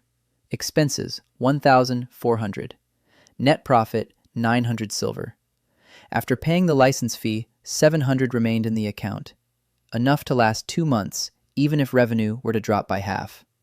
Dan looked at the numbers. On Earth, this would be the report for a small shop. Here, it was the foundation of a trading empire. He closed his notebook, blowed out the candle, and thought about the fact that a man had been standing across the street from his shop for 3 days now. Every day, from morning till night. Doesn't come in, doesn't buy anything, just stands there and watches. Sora noticed him on the 2nd day. She described him: average height, skinny, plain clothes, ordinary face, attentive eyes, no weapons, no insignia, nobody, a nobody. But he stood there and watched, every day, in the same spot. And Dan knew that a man who stands and watches for 3 days straight isn't a gawker. He's a professional, who's just gathering information for now. The man stood across from the shop for a 4th day. Sora wanted to approach him. Dan forbade it. He said that if he's watching, let him watch. Let him see that the shop operates openly, that the goods are sold honestly, that nothing suspicious is happening. An observer who finds nothing interesting will leave sooner or later, or come over to talk, and then Dan will be ready. On the 5th day, the man disappeared. Sora reported that he hadn't been there since morning, or in the afternoon, or in the evening. Dan. He stored that information in his head. He didn't forget it. He set it aside. There were more important matters. The shop was growing faster than he'd planned. Customers were pouring in. Emily couldn't keep up with the orders. Dan hired a second employee, a guy named Rolf, 18 years old, the son of the carpenter who'd repaired the shop in the early days. Strong, not very smart, but honest and hardworking. He carried bags, wiped down the shelves, ran for water. He earned a silver coin a day and was happy. Not only regular customers began coming to the shop, merchants came, with offers, with questions, with suspicions. One asked where soap of such quality came from. Dan told him the legend. A workshop in the East, family recipes. The merchant nodded. He didn't believe it, but he didn't press the matter further. Another offered to buy bandages in bulk, 50 rolls, for an army infirmary in a neighboring barony. Dan thought it over. 50 rolls. That was a large order. His first wholesale order. He could fulfill it. The system allowed for it. He had enough working capital. But a large order meant a lot of attention. An army infirmary is a military institution. The military asks tougher questions than merchants. He agreed, but on one condition. Delivery in installments, 10 rolls a week, 5 weeks. The merchant agreed. Dan began fulfilling the order. Every week, 10 rolls of pure white bandage left his shelf and went into a wagon heading north. Every week, silver coins landed in his account. Turnover was growing, and along with the turnover, the system's storage space grew. From the size of a refrigerator, it grew to the size of a room. Dan could store more, order more, diversify his assortment. He added new items, pencils, simple graphite pencils in wooden casings. On Earth, they cost pennies. Here, they wrote with goose quills and ink. The quill had to be trimmed every half hour. Ink was expensive. It leaked. It smudged. A pencil was a miracle. A smooth, thin line. It doesn't leak. It doesn't smudge. No ink needed. You could erase it and write again. The scribes were the first to appreciate it. Then the merchants who kept the books. Then the teachers of the few schools. Within a week, pencils were the second highest grossing commodity after soap. Dan watched this and thought. Every pencil sold meant a person who was starting to write. A person who writes is a person who thinks. A person who thinks is a potential partner. Literacy is infrastructure, and he was building it, one pencil at a time. In the 7th week, what everyone feared happened in Cape Hollow. An outbreak of fever in the port slums. A ship from the southern duchies brought not only goods, but also disease. The symptoms were simple: fever, chills, weakness. For a person with a normal diet and a warm bed, it meant a week in bed. For people in the slums, where 10 people sleep in one room, where there isn't enough food, where clean water is sold for a penny a sip, it meant death. In 3 days, about 200 people fell ill. The town doctor, the only one for all of Cape Hollow, spread his hands in helplessness. Martha brewed herbal teas day and night, to no avail. People were dying. Dan heard it from Martha. She came into the shop with red eyes. She said there were already 4 dead in the slums. 3 of them were children. Dan stood behind the counter. He listened. He said nothing. Then he closed the shop. In the middle of the workday, he hung a sign on the door, closed. He went upstairs, logged into the system, and started ordering. Antipyretics, the maximum amount his working capital allowed. That came to 200 tablets. Salt packets for rehydration, 100. Bandages, 20 rolls. Soap, 30 bars. This depleted his stock almost entirely. There was enough merchandise left in the warehouse for 3 days of business. His entire monthly profit was gone. He hauled everything out of the storage area, spread it out on the shop floor. A mountain of white bags, boxes, rolls. Emily stood in the doorway watching. Sora leaned against the wall and said nothing. Rolf stared wide-eyed. Dan turned to them, said he needed help. Well, we need to take all this to the slums, hand it out, for free. Show them how to use it. Make sure people drink and eat, and most importantly, wash their hands. Give soap to every family. Explain. Wash hands before eating, after being outside, after using the bathroom, every time. That's more important than pills. Emily nodded. She took off her glasses, wiped them, put them back on. She grabbed the bag of soap. Sora straightened up. She checked the sword on her belt. Rolf picked up 2 bundles. Martha was already waiting outside. They headed for the slums. Dan walked ahead, with a heavy backpack on his back. The slums began beyond the port. Wooden shacks, mud up to the knees, open sewage ditches, a stench that hit the lungs like a fist. Dan held his breath. Then he exhaled and kept going. He'd seen this before. Not here, on Earth, in documentaries, on the news, in podcasts about humanitarian crises. But seeing it on a screen and seeing it in person are 2 different things. On a screen, you can turn it off. Here, there's nothing to turn off. The first house. A room 3 by 4 meters, 7 people, 2 sick, a mother and daughter, both burning up. Dan crouched down beside them, crushed a pill, dissolved it in water, brought it to the mother's mouth. She drank it. The daughter was younger, about 6. Dan reduced the dose, half a pill, dissolved it, gave it to her to drink, left some soap. Explained to the older son how to wash his hands. The boy nodded and looked at the white bar of soap as if it were a treasure. Second house. An old man, alone, lying on the floor, not on a bed, on floor.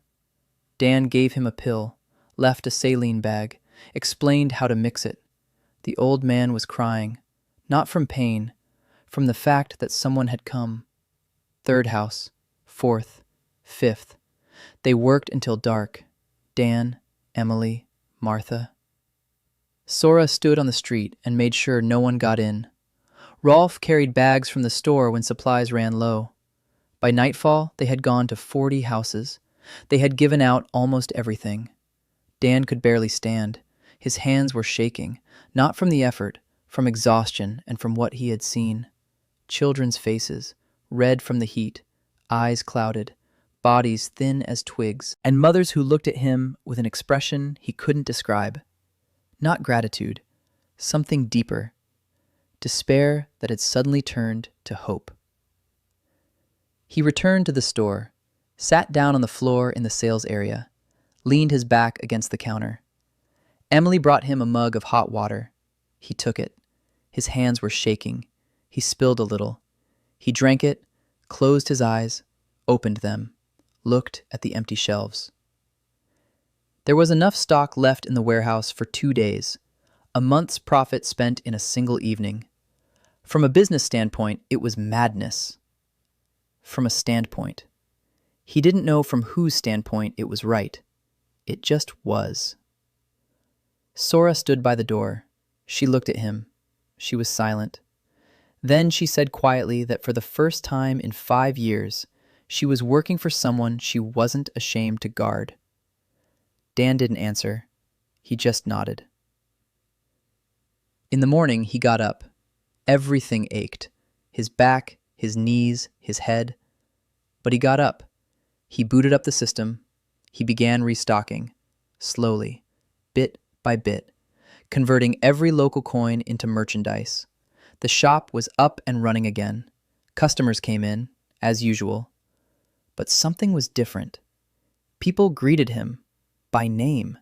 People he didn't know. People who had never set foot in his shop. They walked by and nodded, or said, "Good morning, Merchant Han."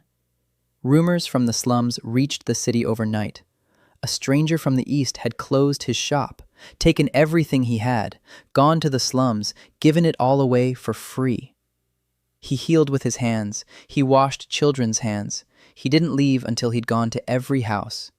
It was a story people told each other, in taverns, at the market, in the workshops, at the port. The Korean from the shop by the eastern wall, the one who went to the slums. Dan hadn't planned it. He hadn't thought about his reputation when he went there. He'd thought about the children with a fever. But the reputation came on its own, like a side effect. And that side effect turned out to be stronger than any advertisement. 3 days after the outbreak, a woman came into the shop.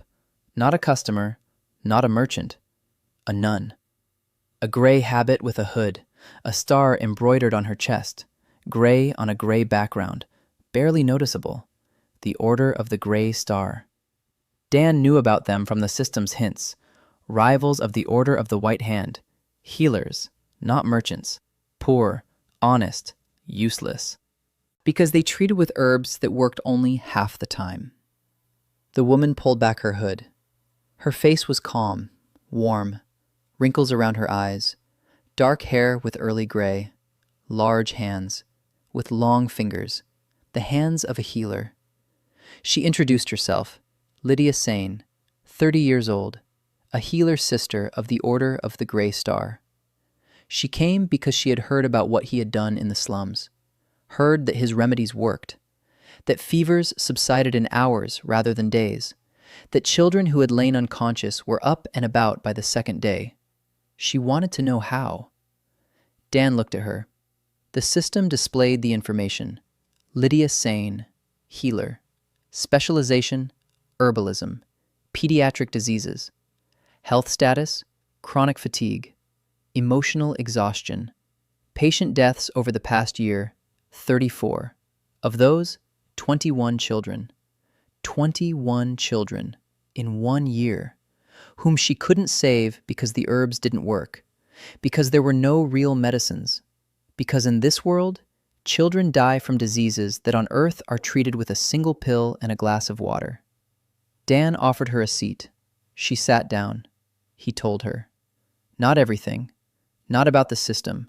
Not about Earth. He told her that he had access to medicines that work faster and more reliably than herbs, that he was ready to supply them to those who knew how to treat people, and that he needed someone who understood local diseases, someone who knew what was needed in every village, in every home. Lydia listened in silence. Her hands rested on her knees, calm. Only her fingers tightened slightly when he mentioned the medicines that work. She asked one thing. How much? Not the price. How much he could supply. Dan answered honestly. Not much yet, but more every month. If trade grows, supplies grow with it. Lydia nodded. She said she wanted to work with him, not for money, for medicine. She would treat. He would supply. Dan held out his hand. She shook it. His palm was warm, rough from herbs and ointments. Strong. A deal. The third woman on his team, the fourth person who needs him. Lydia started work that same day. She made a list. The illnesses she sees most often. Fever, intestinal infections, festering wounds, cough, toothache, infant colic. For each illness, she wrote down what herbs she usually prescribes, and what helps, what doesn't. Dan sat across from her and compared notes. For each item, he could suggest an earthly equivalent. Paracetamol for fever, saline solution for dehydration, antiseptic for wounds. Simple remedies, the ones he knew, the ones the system could provide. They worked for 2 hours. By evening, they had a plan, a list of 10 essential medications, quantities, delivery frequency, method of use. Lydia would distribute them through the Grey Star Order's network. They had shelters in 3 cities, small, poor, but functioning.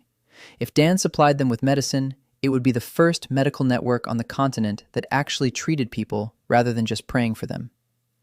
Dan looked at the list. 10 medications, for 3 cities. This was more than just business. This was what made it worth staying in this world. 2 months, 63 days since waking up in the ditch. Dan sat in the back room of the shop and tallied the results. Emily stood nearby with a notebook. She read the numbers aloud. Total turnover for the second month, 4,200 silver, an increase compared to the first month, 80%. Net profit, 1,600.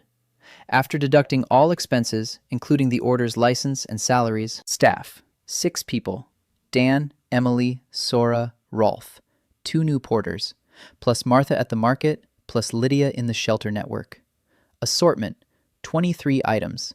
Soap, bandages, salt, candles, needles, pencils, paper, medicine through Martha, thread, stainless steel scissors, buttons, combs, small mirrors, and a dozen other little things that were lying around in every store on Earth, but here seemed like items from a fairy tale. The system's storage space had grown to the size of a garage. Logistical alerts became more precise. The system showed not just city shortages, but also their causes. In Waldheim in the north, there is a salt shortage because bandits have delayed the caravan from the mines. In the coastal town of Old Harbor, there is an outbreak of a skin disease because fishermen are drinking dirty water. In the trading city of Orsini West, the price of cloth had doubled because the weaving workshop had burned down a month ago. Every shortage is a request. Every request is a deal. Every deal is growth. Dan looked at the map the system was drawing before him. City dots, trade route lines, red zones of shortage, green zones of surplus. He saw it all just as a warehouse dispatcher sees the loading of conveyor belts, where it's empty, where it's jammed, where to send the transport. And he realized it was time to go beyond Cape Hollow. One shop in one town was the limit. He needed branches. He needed caravans. He needed a network.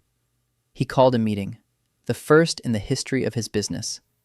In the back room of the shop sat Emily, Sora, and Lydia. Martha had just come in from the market. Rolf stood by the door because there weren't enough chairs. Dan spread out a map on the table that he had drawn freehand on a large sheet of paper. Cape Hollow was in the center. To the north was Waldheim. To the west, Orsini. To the southeast, Chue. Between them, roads, caravan routes, smaller towns, villages.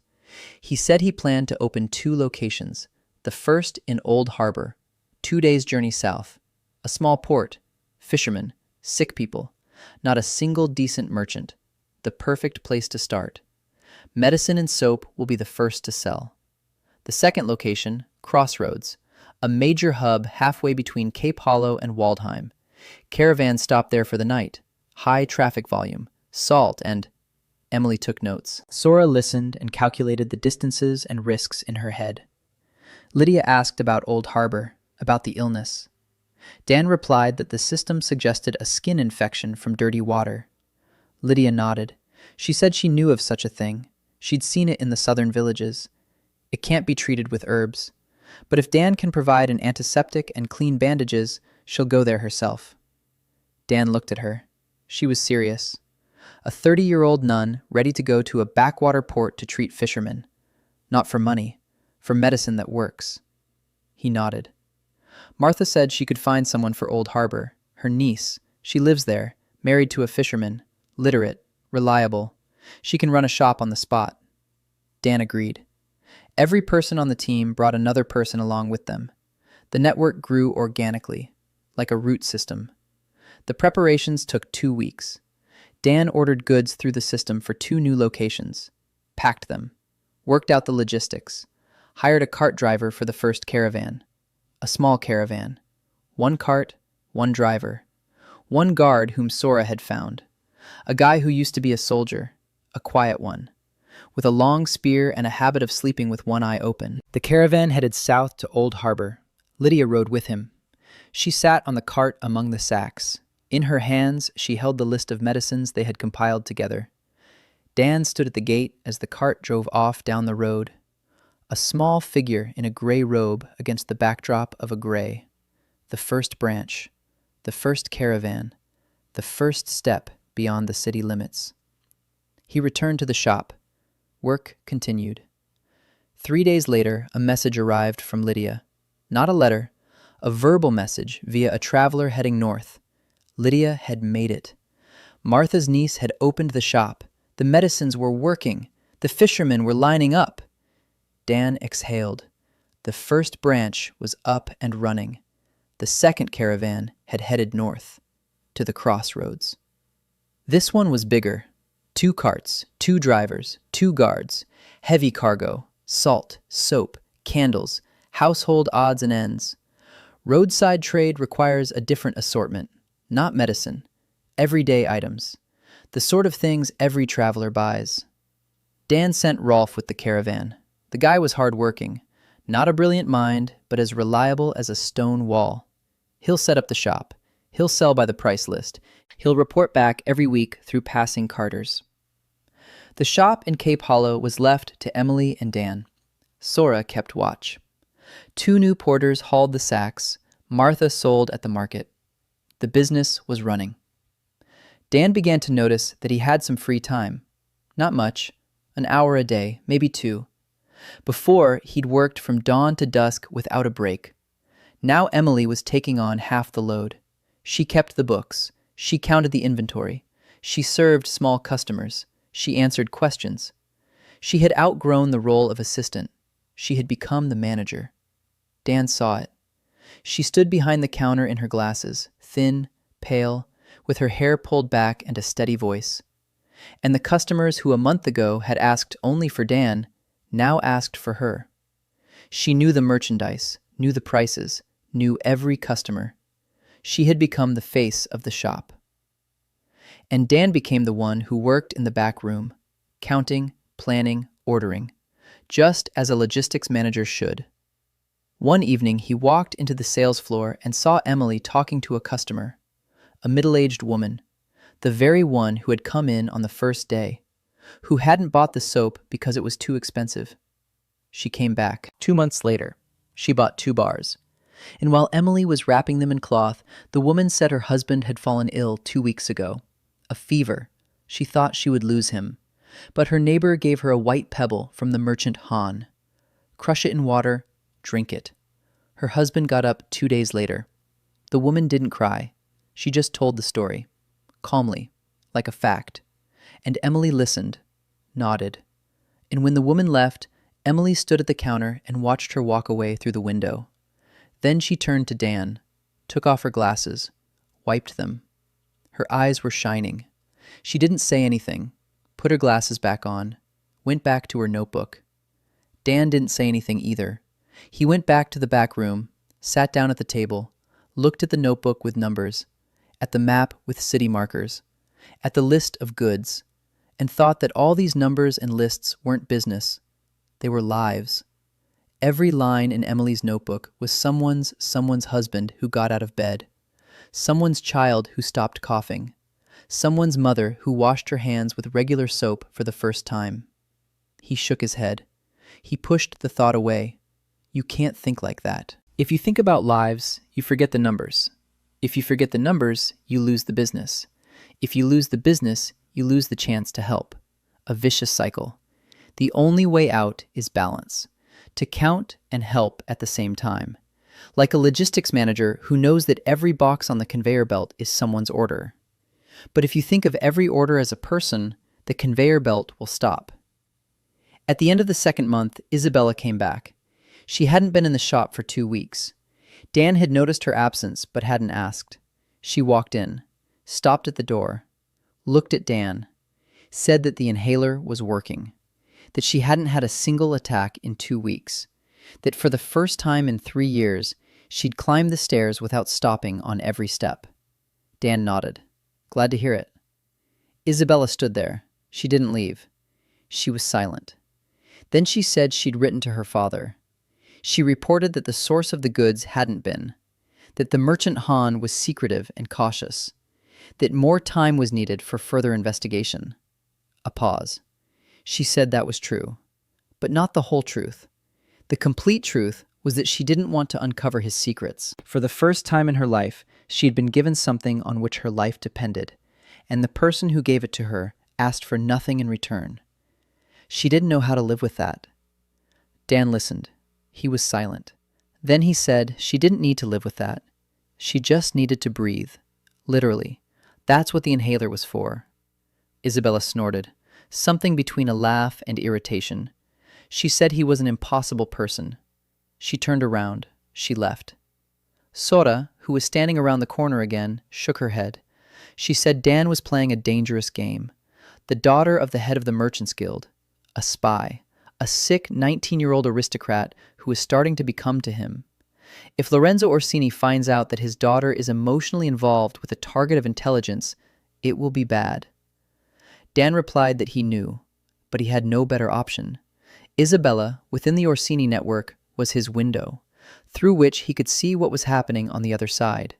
As long as she came to him, she was not an enemy. She was a bridge. Sorta paused. Then she said that bridges sometimes burn, on both sides at once. The third month began with a letter, a courier in the colors of the Wallheim house, a green cloak with a silver clasp. He arrived on horseback, dismounted by the bench, handed the parchment to Emily.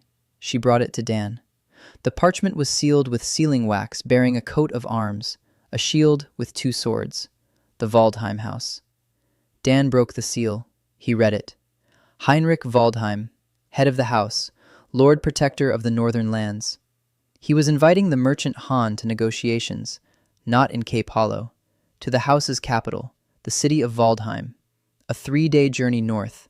Subject of the negotiations, supplies for the army, scale of supplies, large, details to be discussed at the meeting. Dan placed the letter on the table. He looked at Sora. She was already reading over his shoulder. Her face was inscrutable, but Dan noticed how the muscles in her jaw tensed. Waldheim, a great house, the largest army on the continent. If they want supplies, it means they're preparing for war. And if they're calling him, it means his reputation has reached the capital. 3 months, from the gutter to the attention of a great house in 3 months. Too fast. Sora said it was a trap, or a test, or both. Great houses don't invite small merchants to negotiations. They send an official with a contract and a price. If they call him personally, it means they want to see him, to assess him, to decide what to do with him. Dan agreed, but he couldn't refuse. Declining an invitation from a great house is an insult. He'll go, but not alone. Sora would go with him. They left in 2 days. They left the shop to Emily. For the first time, Dan entrusted everything to her. The keys, the cash register, access to the warehouse, the seal. She stood in the doorway and watched them leave. Her glasses glinted in the morning sun. She didn't say, "Be careful." She said, "I'll have a report ready by the time you get back." Dan smiled. The right person in the right place. The journey took 3 days. They rode on rented horses. Dan sat in the saddle like a sack of potatoes. He had never ridden a horse in his life. An hour later, everything below his waist ached. 3 hours later, he was wishing for death. Sora rode beside him, back straight, perfect posture. She didn't comment on his suffering, but once he caught a shadow of a smirk on her face. The first real smirk since they'd met. They spent the nights in roadside inns. Dan paid for the rooms. Sora slept by the door, out of habit. He tried to convince her that it wasn't necessary. She said that habits were what kept you alive. He didn't argue. Wallheim came into view on the 3rd day, a city on a hill, stone walls, towers, banners fluttering in the wind, green and silver, a garrison at the gates. Soldiers in chainmail, clean, not rusty. Dan noted that. The chainmail had been polished, but rust still showed through at the edges. Even the army of the great house couldn't overcome the breath of the wastelands. They were led to the guest quarters. The room was better than anything Dan had seen in 3 months. A bed with a mattress, a real one, made of wool, a window with glass, a fireplace, candles, lots of candles. Dan sat down on the bed. He ran his hand over the mattress, soft, clean. He lay on his back, stared at the ceiling. Stone, carved, beautiful, opulent, and empty. The home of a great lord whose soldiers wear rusty chainmail. In the morning they came for him, 2 guards. They led him through the corridors, stone floors, tapestries on the walls, portraits of ancestors, a long gallery. At the end of the gallery, a door. Behind the door, a room. Not a throne room, a workroom, a desk. Maps on the walls, stacks of documents, and at the desk, 4 people. Heinrich Waldheim. Dan recognized him immediately. Tall, broad-shouldered, gray hair down to his shoulders, a stern face, icy eyes. A woman stood next to him, young, in armor, blonde hair cut short, straight posture, a beautiful face but cold as marble. The system flashed. Anna Waldheim, 24 years old, the middle daughter, a military strategist, commander of the Northern Corps. 2 others stood nearby, the secretary and the treasurer. Heinrich didn't waste time on pleasantries. He nodded toward a chair. Dan sat down. Sora stood behind him. Heinrich spoke plainly. He needed supplies, bandages, ointment, painkillers, salt for preserving provisions, soap for the infirmaries. Quantity: 5,000 units a month. Dan showed no emotion, but inside, something snapped. 5,000 units. That was 10 times his current turnover. Heinrich continued. Payment. In gold. At prices set by Dan. No haggling. No delays. Plus, protection for caravans throughout the Wallheim domain. Plus, trading privileges in 3 northern cities. Plus. And here Heinrich paused. He looked at his daughter. Anna stood motionless. Her face was stony. Heinrich turned to Dan. He said he was offering an alliance, sealed by marriage. His middle daughter, Anna, the merchant Han. A union of the house and the trading enterprise. Silence. Sora behind Dan didn't move, but he felt the air around her grow thicker. Anna stood with the same stone-faced expression. No blush, no protest, no interest. A figure on a board. Dan looked at Heinrich, then at Anna, then back at Heinrich, and said, no, calmly, without explanation, just no. Heinrich didn't flinch, didn't get angry. He nodded, as if he'd expected it, or as if it were the first move in a game and the refusal was a move too. Dan continued. He said that deliveries were possible, but not 5,000 a month, not yet. He could provide 1,000 units in the first month, 2,000 in the second, 3 in the third, reaching 5,000 in 6 months, on one condition. Advance payment for the first month, in gold. That would give him the capital to scale up. Heinrich listened. He nodded. The treasurer took notes. Anna stood and looked at Dan. For the first time during the entire conversation, something other than coldness appeared in her eyes. Interest.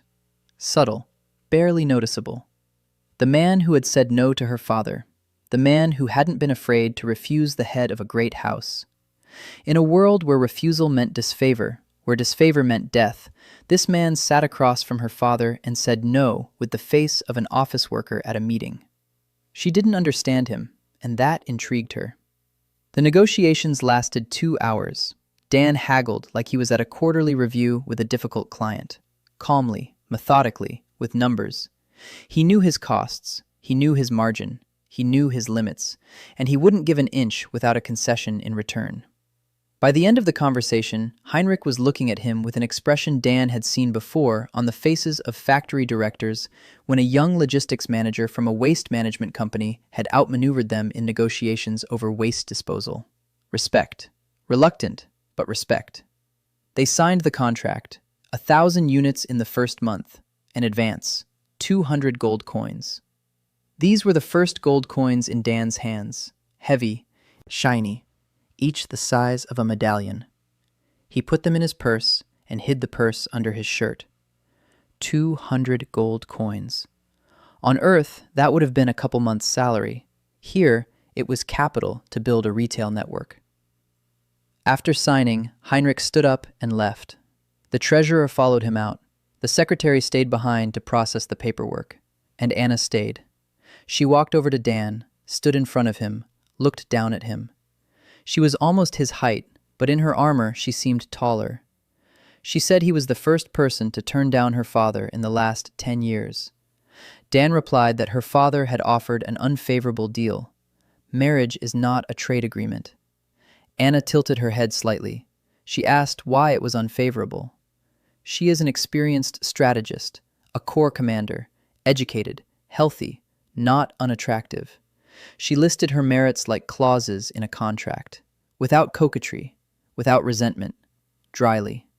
Dan looked at her and saw behind that dryness 24 years of life in which her value was determined solely by what she could give to the house. Mind, sword, a body for the air, a strategic marriage. She had never been asked if she wanted it. He answered, because there was no clause in his proposal stating what Anna Waldheim wanted. Silence. Anna stood and looked at him. 4 seconds. 5. Then she turned and walked out. Footsteps on the stone floor, the clang of armor. Silence.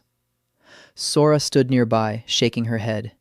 She said that Dan had just either made a mortal enemy or gained the most loyal ally on the continent.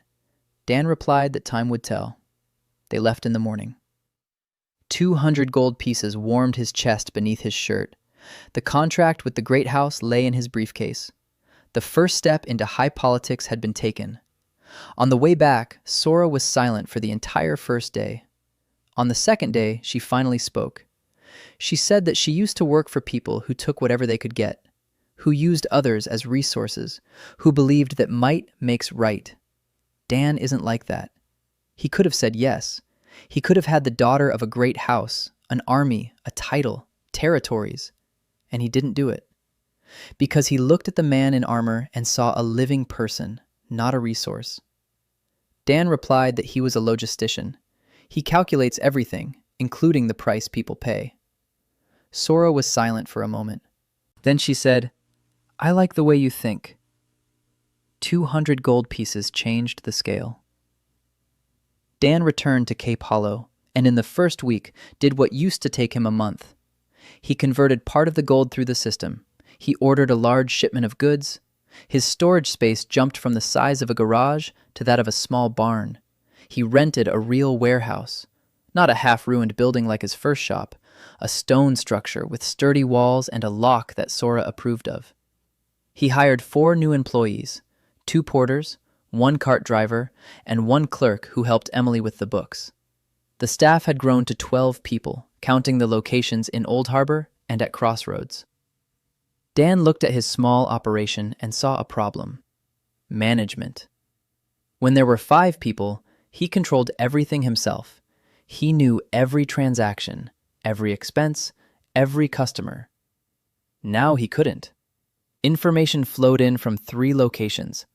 Emily compiled the reports, but the reports arrived late. From Old Harbor, once a week via a passing cart driver. From Crossroads, once every 5 days. He was making decisions based on outdated data. It was like managing a warehouse using yesterday's shipping documents. It's possible, but risky. He needed a communication system, fast, reliable. Dan thought about it for 2 days. Then he found a solution. Not magical, not technological. Simple. A courier service. He hired 2 mounted couriers, young guys, light on their feet, fast, good horses. Each had a route. Cape Hollow, Old Harbor, Cape Hollow. 2 days there, 2 back. Second route.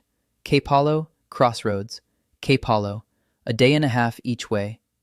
The couriers carried reports, instructions, money, small goods. Information started coming in after 2 days instead of a week. Dan knew what was at every point, knew the turnover, the stockpiles, the problems. He managed it from the back room like a dispatcher at his terminal. The first month of the contract with Wallheim went smoothly. 1,000 units of goods went north. Bandages, ointment, painkillers, salt, soap. A caravan of 6 wagons under the guard of Wallheim's men. Dan escorted it personally. He checked every sack, every box, counted them, cross-checked them against the list, a logistician's habit. The cargo arrived intact. Payment came on time. Another 200 gold pieces. Dan put them back into circulation. He ordered goods for the second month, 2,000 units. Scaling was proceeding on schedule. The system indicated that demand for bandages in the northern garrisons had risen by 30%. Wallheim's troops were being redeployed to the eastern border, to the Rift, from where the creatures were emerging more and more frequently. Dan took note of this. The war hadn't started yet, but the machine was already warming up, and his goods were the oil in that machine. By the middle of the 3rd month, his trading house, which he officially named Hen & Co., looked like this. 3 retail locations, Cape Hollow, Old Harbor, Crossroads. 1 major client, the Wallheim House. 1 partner in medicine, Lydia and the Order of the Grey Star. 1 market channel, Martha, the state. 14 people, courier service. 2 couriers. Monthly turnover, 6,000 silver and 200 gold from Wallheim. Net profit, about 3,000 silver. Dan jotted these figures down in his notebook. He read them over. and wrote next to them, "Not enough," because he saw what was happening. The three great houses were building up their armies. Trade routes were becoming more dangerous. Bandits on the roads, deserters, roaming bands. His caravans were still traveling under guard, but there were too few guards. One successful raid, and he would lose a month's turnover. He needed his own guard for the caravans, not one-time mercenaries, a permanent force, trained, loyal. He spoke with Sora. She said she could recruit people, 10 fighters, not recruits, veterans, those left without work after the disbandment of small militias, good warriors but without a home, without a banner, without a purpose. If Dan gave them pay and a purpose, they would be his. Dan asked how much. Sora did the math. 10 fighters, 3 silver coins a day each, plus equipment, plus horses, plus upkeep. Total, about 1,000 silver coins a month, a third of his net profit. Dan swallowed hard. 1,000 silver coins, for people who produce nothing, who don't trade, who don't keep accounts, don't transport anything, just stand there with swords and wait, an expense with no direct income. Every logistics manager in the world hates such expenses, but every logistics manager knows that without them, one day there will be no warehouse, no goods, and no profit. He agreed. Sora went to recruit people. She returned 10 days later, with 8 fighters. Not 10. 8. She said she'd found 12 candidates, but weeded out 4. 2 drunks, 1 thief, 1 coward. The 8 remaining passed her test. All former soldiers, all experienced, all sober, all hungry. Not for food, for a purpose. Dan met with each one, shook their hand, looked them in the eye, told each one the same thing. You're not protecting me. You're protecting the caravans. The caravans carry medicine for the sick, salt for the villages, bandages for the wounded. Every lost shipment means people who won't get help. This isn't an army. It's a service. 8 men stood and listened, silently, seriously. Former soldiers used to orders that sounded like, "You'll kill for money," and this short stranger with an accent told them they would be guarding the medicine. There was something to it, something that made you stand up straight. Sora became the squad leader. She divided the men into groups, 2 groups of 4. Each group escorted a caravan, on schedule, rotation every 2 weeks. The routes were simple. North to Wallheim, south to Old Harbor. Later, west to Orsini would be added. The first escorted caravan left for the north 3 days later. 6 wagons, 4 fighters on horseback, carters, cargo for Wallheim. Den stood at the gate and watched. His caravan, his guards, his goods. 3 months ago, he was lying in a ditch with 3 empty bottles. Now he had a trading house with 3 branches and his own security detail. He felt no pride. He felt a heavy burden. 14 salaries, 8 swords, 3 dots, due hundreds of customers, hundreds of sick people waiting for medicine, and it all rests on one man, on him. If he dies, the system would disappear. The warehouse would disappear. The goods would disappear. The caravans would stop. The shops would close. People would lose their jobs. The sick would lose their medicine. Everything would collapse. He was the single point of failure. In logistics, that is the most terrifying thing. A single point of failure means the entire system is as fragile as glass. One blow in one spot, and it's all over. Dan stood at the gate and watched the caravan drive away. And he thought about how he needed to become indispensable to everyone. Not because he wanted power, but because as long as he was indispensable, they would protect him. Everyone, all at once. That was his only safety net. In the evening, Emily submitted the daily report. Dan looked over the numbers. Everything was in order. Business is stable, supplies are normal, expenses are under control. Emily stood there waiting. He looked up. She wanted to say something. It was obvious. She was shifting from foot to foot, adjusting her glasses, looking away. Dan waited. She said she'd found an error in the books, a discrepancy. 7 silver coins from last week. The receipts didn't match the expenses. She'd checked 3 times. It wasn't her mistake. Someone had taken 7 silver coins from the cash register. Dan looked at her. 7 silver coins. Small change. A drop in the bucket turnover. A drop in the bucket. But a trifle that meant one of his people was stealing. He asked who had access to the cash register. Emily answered. Her. Rolf. One of the new porters. Martha, when she brought in the takings from the market. 4 people. Dan asked Emily to check again, more thoroughly. Not just for the week, for the month. Every transaction, every coin. If there's a pattern, she'll find it. Emily nodded. She left. Dan sat in the darkening room.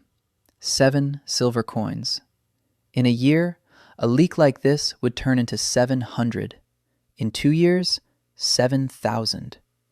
Petty theft kills a business, not with a single blow, but by suffocation, slowly, imperceptibly, until one day you look at the balance sheet and realize that half the profits have gone into someone's pocket.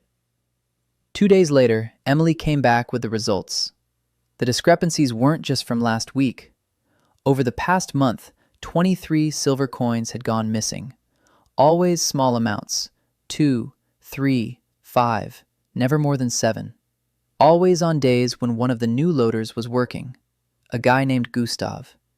Dan called him in. Gustav came in, big, quiet, with heavy hands.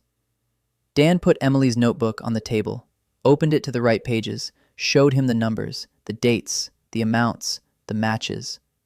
Gustav looked at the notebook, then at Dan. His face was stony. Then his shoulders slumped. He didn't try to deny it. He said his mother was sick. He needed money for a doctor. His salary wasn't enough. Dan listened. He was silent. Then he asked why he hadn't asked, why he hadn't said anything, why he stole instead of coming and explaining. Gustav didn't answer. He stood there and stared at the floor. Dan fired him. You paid him everything he was owed, down to the last penny.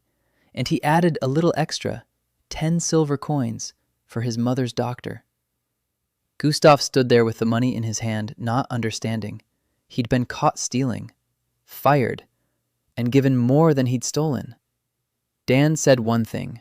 Next time, ask. Any employer respects a request. None respects a thief. Gustav left. Dan never saw him again. But a week later, a man was standing in the shop doorway, not young, with a cane, lame. He said he was Gustav's father, that his son had told him, that his mother was recovering, that he had come to work off his debt, for free, as long as it took.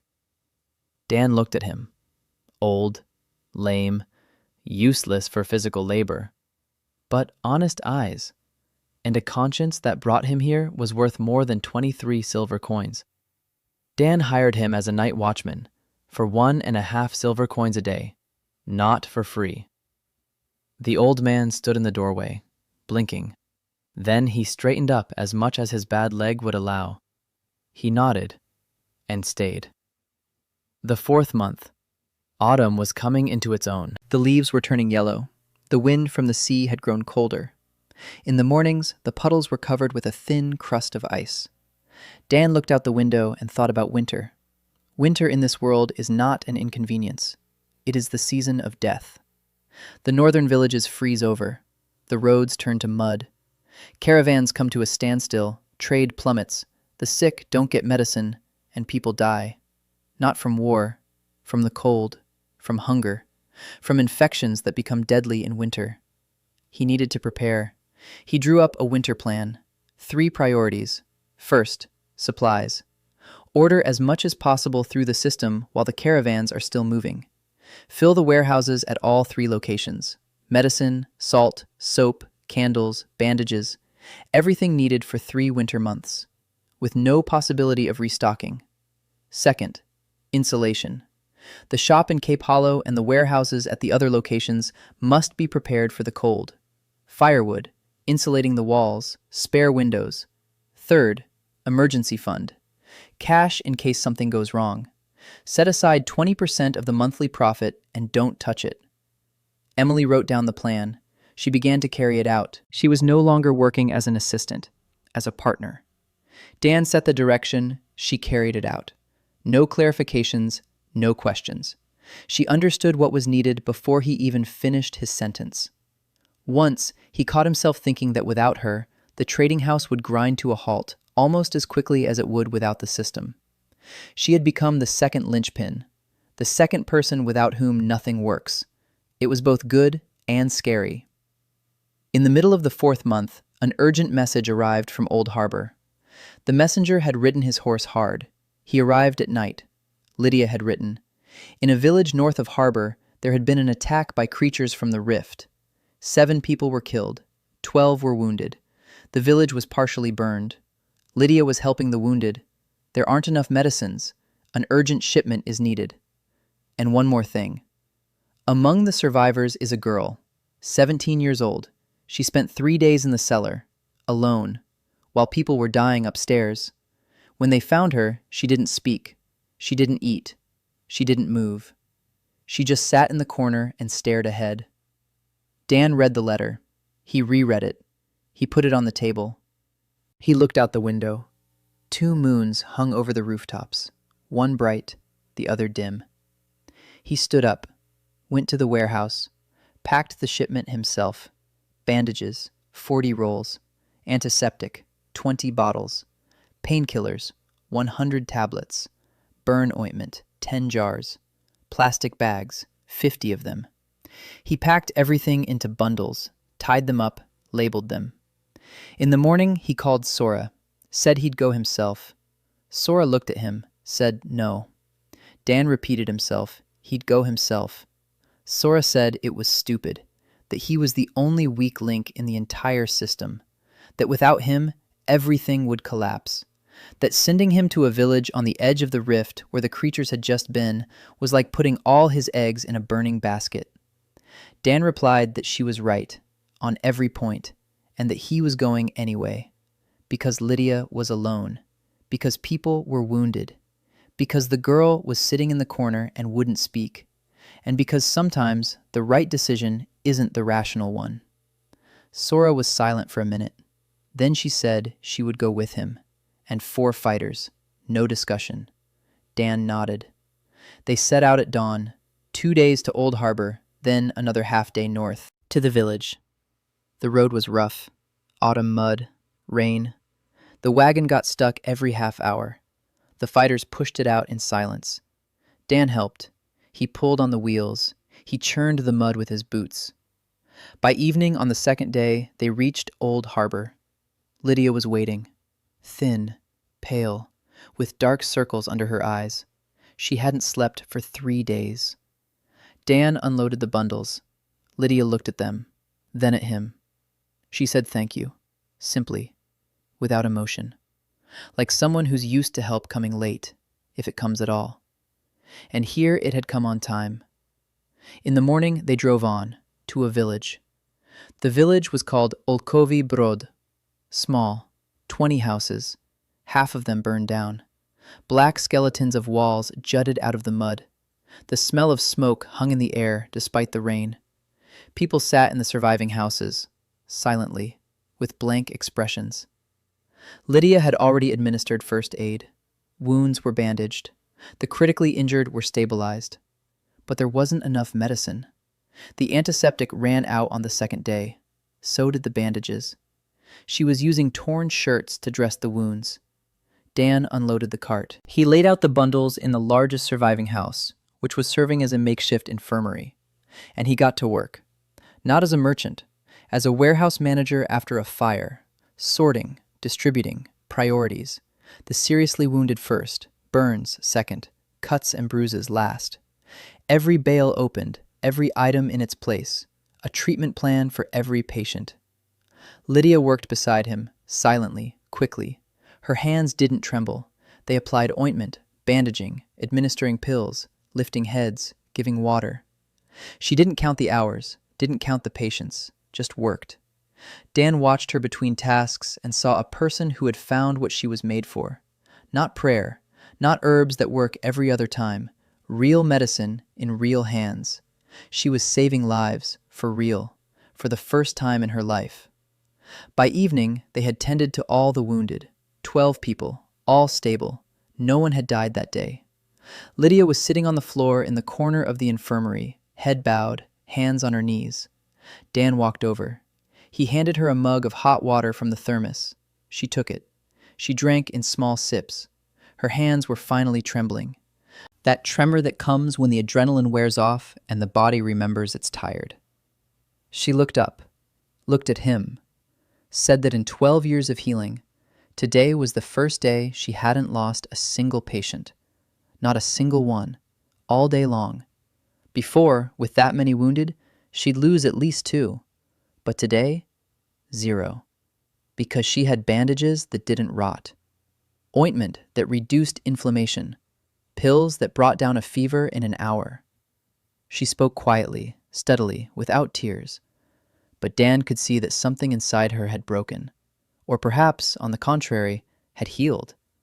Something that had been shattered by years of helplessness. He didn't say anything. He just sat down next to her, silently. They sat like that for 10 minutes. Then Lydia set down her mug. She stood up, smoothed out her robe, and said she needed to check the bandages one more time. She left. Dan stayed seated. Then he stood up too, because he needed to find the girl.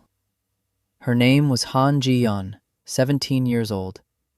Dan found her in the farthest house, a small room, a bed, a chair. The window was boarded up. She was sitting on the bed, her knees pulled up to her chest, her arms wrapped around her shins. Her eyes were open, staring at the wall, without blinking. Dan entered quietly, sat down on the chair by the door, didn't get close, didn't touch her, didn't speak, just sat there, in silence. A minute passed. 5, 10. Ji-yeon didn't move, didn't react, as if he weren't in the room. Dan sat there. He waited. 15 minutes later, he took a small bag out of his pocket. Dried berries. He'd bought them in Old Harbor. He opened it. He placed it on the edge of the bed, not next to her, at arm's length. And he left. In the morning, he came back. The berries were gone. The bag was empty. Ji-yeon was sitting in the same position, but the bag was empty. Dan sat down on a chair, silently. 10 minutes later, he took out a second bag. He placed it on the same edge of the bed. He left. On the third day, the berries had been eaten again. But this time, when Dan entered, Ji-yeon turned her head. For a second, she looked at him. Her eyes were dark, huge on her gaunt face. She looked and turned back to the wall. But she looked. It was a step. A small one, a tiny one, but a step. Dan left the berries. He left. On the 4th day, he didn't bring berries. A small bag. It contained seeds. Lydia said that Ji-yeon was a herbalist, the best in the village, despite her age. She knew every plant in the area. She gathered them, dried them, mixed them, until the attack. Dan placed the little bag on the edge of the bed. He spoke the first words he had uttered in this room. He said they were seeds, that he didn't know the got, that he needed someone who did, if she wanted to, whenever she wanted. The door was open. He left. That evening, Lydia said that Ji-yeon had opened the little bag. She'd poured the seeds into her palm. She'd sorted through them, for a long time. Then she gathered them back up, pressed the little bag to her chest, and fell asleep, for the first time in 4 days. Dan listened and nodded. He's not a healer, not a psychologist, not a doctor. He's a logistics specialist. He solves problems. And sometimes the solution to a problem isn't a pill or an ointment. Sometimes it's a little bag of seeds placed at the right distance at the right time. They left Olkovi Broad 5 days later. Dan left a month's supply of medicine. He left Lydia behind. He left one soldier to guard her, and he asked Lydia to look after Ji-yeon, not to pressure her, not to rush her, just to be there. On the way back, Sora rode alongside. She was silent. Then she said, "You'll bring her to Cape Hollow." It wasn't a question. It was a statement. Dan nodded. "When she's ready." Dan returned to Cape Hollow at the end of the 4th month. Emily met him at the door with a notebook. The report was ready before he arrived. While he was away for 5 days, the shop ran smoothly. Sales didn't drop. It had even increased by 4%. Emily had run a promotion. She'd lowered the price of soap for one day and attracted new customers, on her own initiative. Dan looked at the numbers. He looked at Emily. He said she could make such decisions without his approval, within 10% of the standard price. Her authority. Emily nodded. She jotted it down in her notebook. Manager's authority. Price range. 10%. Date. Dan's signature. She was creating a workflow, without being told, simply because order was part of her nature. 2 days after Dan returned, Anna Wallheim came into the shop, without warning, without an entourage, alone, in travel clothes, without armor. It was the first time Dan had seen her without armor. She was thinner than she appeared in her armor. Sharp cheekbones, dark circles under her eyes, the tired face of someone who had been riding for 3 days without rest. She entered the shop and stopped at the counter. Emily looked up. She saw the visitor. She looked at Dan. Dan nodded. Everything was fine. Anna said she had come on business, not on her father's orders, on her own. Supplies for the army were going well. The bandages and medicine were high quality. The soldiers were satisfied. But she had another request, a personal one. Dan invited her into the back room. Emily brought hot water. Anna sat down. She straightened her back, a habit. Even without armor, she sat as if at attention. Dan waited. Anna began to speak, straight to the point, no preamble. On the eastern border, near the Wallheim estate, attacks by creatures from the rift have become more frequent. The garrisons are holding their ground, but casualties are mounting. Not from the creatures themselves, from the fact that they can't treat the wounded fast enough.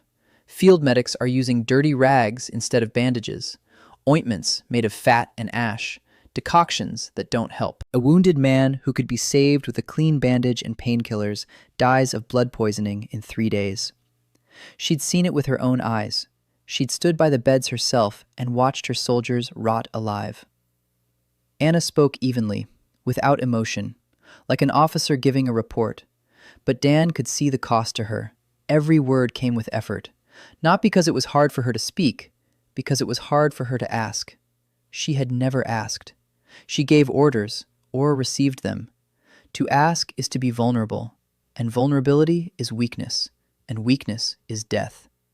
That's what she'd been taught her whole life, and here she was, sitting in the back room of a shop across from a man she'd known for 3 weeks, and she's asking. She said she needs a field hospital, not a stationary one, a mobile one. A kit that can be loaded onto 2 horses, bandages, ointment, painkillers, antiseptic, tools for treating wounds, and instructions, simple ones. For soldiers who don't know how to treat injuries, step by step, with pictures if possible, so that any soldier could administer first aid to a comrade in the field. Dan listened. He nodded. He did the math in his head.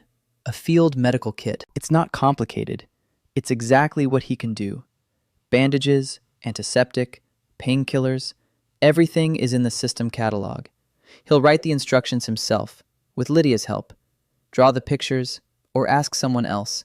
Pack it into 2 bundles. Easy. He replied that he would do it. In a week. Cost. Anna started reaching for her wallet. Dan named the price. Below market value. Significantly. He could have charged the daughter of a great house triple the price. She would have paid without haggling. But this isn't that kind of deal. Anna looked at him. She wasn't stupid. She could see the price was too low. She asked why. Dan answered, because his goods save soldiers, and soldiers defend the border, and the border protects the villages, and the villages are home to people who buy his salt and soap. He isn't giving a discount out of kindness. He's investing in his own customer base. Anna snorted. She almost smiled. She said he was the first merchant to explain a discount through the supply chain. Dan shrugged. He said he was a logistics specialist. She didn't understand the word. He explained. A person who makes sure the right things get to the right people at the right time. Anna nodded. She said that in the military, that's called a quartermaster, and that a good quartermaster is worth more than 10 swordsmen. They worked on the order together. Anna knew what soldiers in the field needed, what injuries were most common, what conditions were like at the border, how much weight horses could carry, what the winter weather was like in the east. Dan knew what could be supplied, what medicines were available, which materials would withstand field conditions, how to pack things so they wouldn't get wet or crushed. They complemented each other, strategist and logistician, sword and supply depot. They worked for 2 hours. By the end, they had a complete list for the field kit, 30 items, packed into 2 packs. Total weight, 60 pounds. One horse can carry this in addition to the rider. The kit is designed for 20 wounded. Time to pack, 5 days. Anna stood up. She held out her hand. Dan shook it, a firm handshake, just like her father's. She was a daughter of her house, to the core. But at that moment, without her armor, sitting at the table with the field kit blueprints, she was simply a 24-year-old woman who was tired of burying her people. Dan saw it, and he said nothing, because some things don't need to be said out loud. Anna left that evening. She promised to send a courier for the kit in a week. Dan assembled the kit in 4 days. He worked alongside Emily. They counted, they packed, they checked, they wrote the instructions together. Dan dictated, Emily wrote them down in neat, clear handwriting. Every item was numbered. Every step was described in 2 sentences, as simple as possible. For someone who couldn't read, it wouldn't have been enough. But Wallheim soldiers were literate. Anna had made sure of that. 2 bundles stood in the shop, packed, labeled, ready. The courier arrived on the 6th day. He picked them up. He left. Dan stood in the doorway and thought about how somewhere on the eastern border, a week from now, a soldier with a laceration on his leg would receive a clean bandage instead of a dirty rag. And he wouldn't die, because a logistics specialist from Seattle had packed that bandage on Thursday evening between dinner and the nightly cash count. A week later, a letter arrived from Anna. Short. The kit works. 7 wounded have been treated according to the instructions. Everyone is alive. Not a single infection. We need 5 more kits. Dan read it. 5 kits. That's 150 items. A serious order, but doable. He got to work, and thought at the same time. Lydia with the wounded in the village, Anna at the border, Martha at the market, Emily in the shop, Sora on security. Isabella comes every 3 days. Ji-yun in Olkov Broad holds a little bag of seeds. People. All these people had somehow ended up in his orbit. He hadn't wanted that. He hadn't planned it. He'd planned a trading house, numbers, margins, turnover. But he'd gotten people, with their pain, with their hopes, with their eyes that looked at him and saw something more than just a merchant with an accent. He didn't know what they saw. He didn't want to know. Because if he thought about it, he wouldn't be able to count. And if he stopped counting, everything would collapse. At the end of the 4th month, Lydia arrived from Olkovi Broad. Not alone. Ji-yun was with her, quiet, thin, with big, dark eyes. She was holding a little bag of seeds in her hands, that very one, and a small bundle of belongings, all she had. Lydia said that Ji-yun had asked to come herself. The first words she had spoken in 3 weeks were, "I want to go to the man who brought the seeds." Dan stood in the doorway of the shop. Ji-yun stood on the street. 3 steps separated them. She looked at him, not in the eyes, at his hands, as if checking that these were the very hands that had placed the little bag on the edge of the bed. Dan didn't step closer, didn't reach out his hand, didn't hug her. He just nodded and stepped aside. Exclusive videos, story continuations, and bonus content are already available on Patreon before YouTube, so check the link in the description for early access to all new recaps and continuations.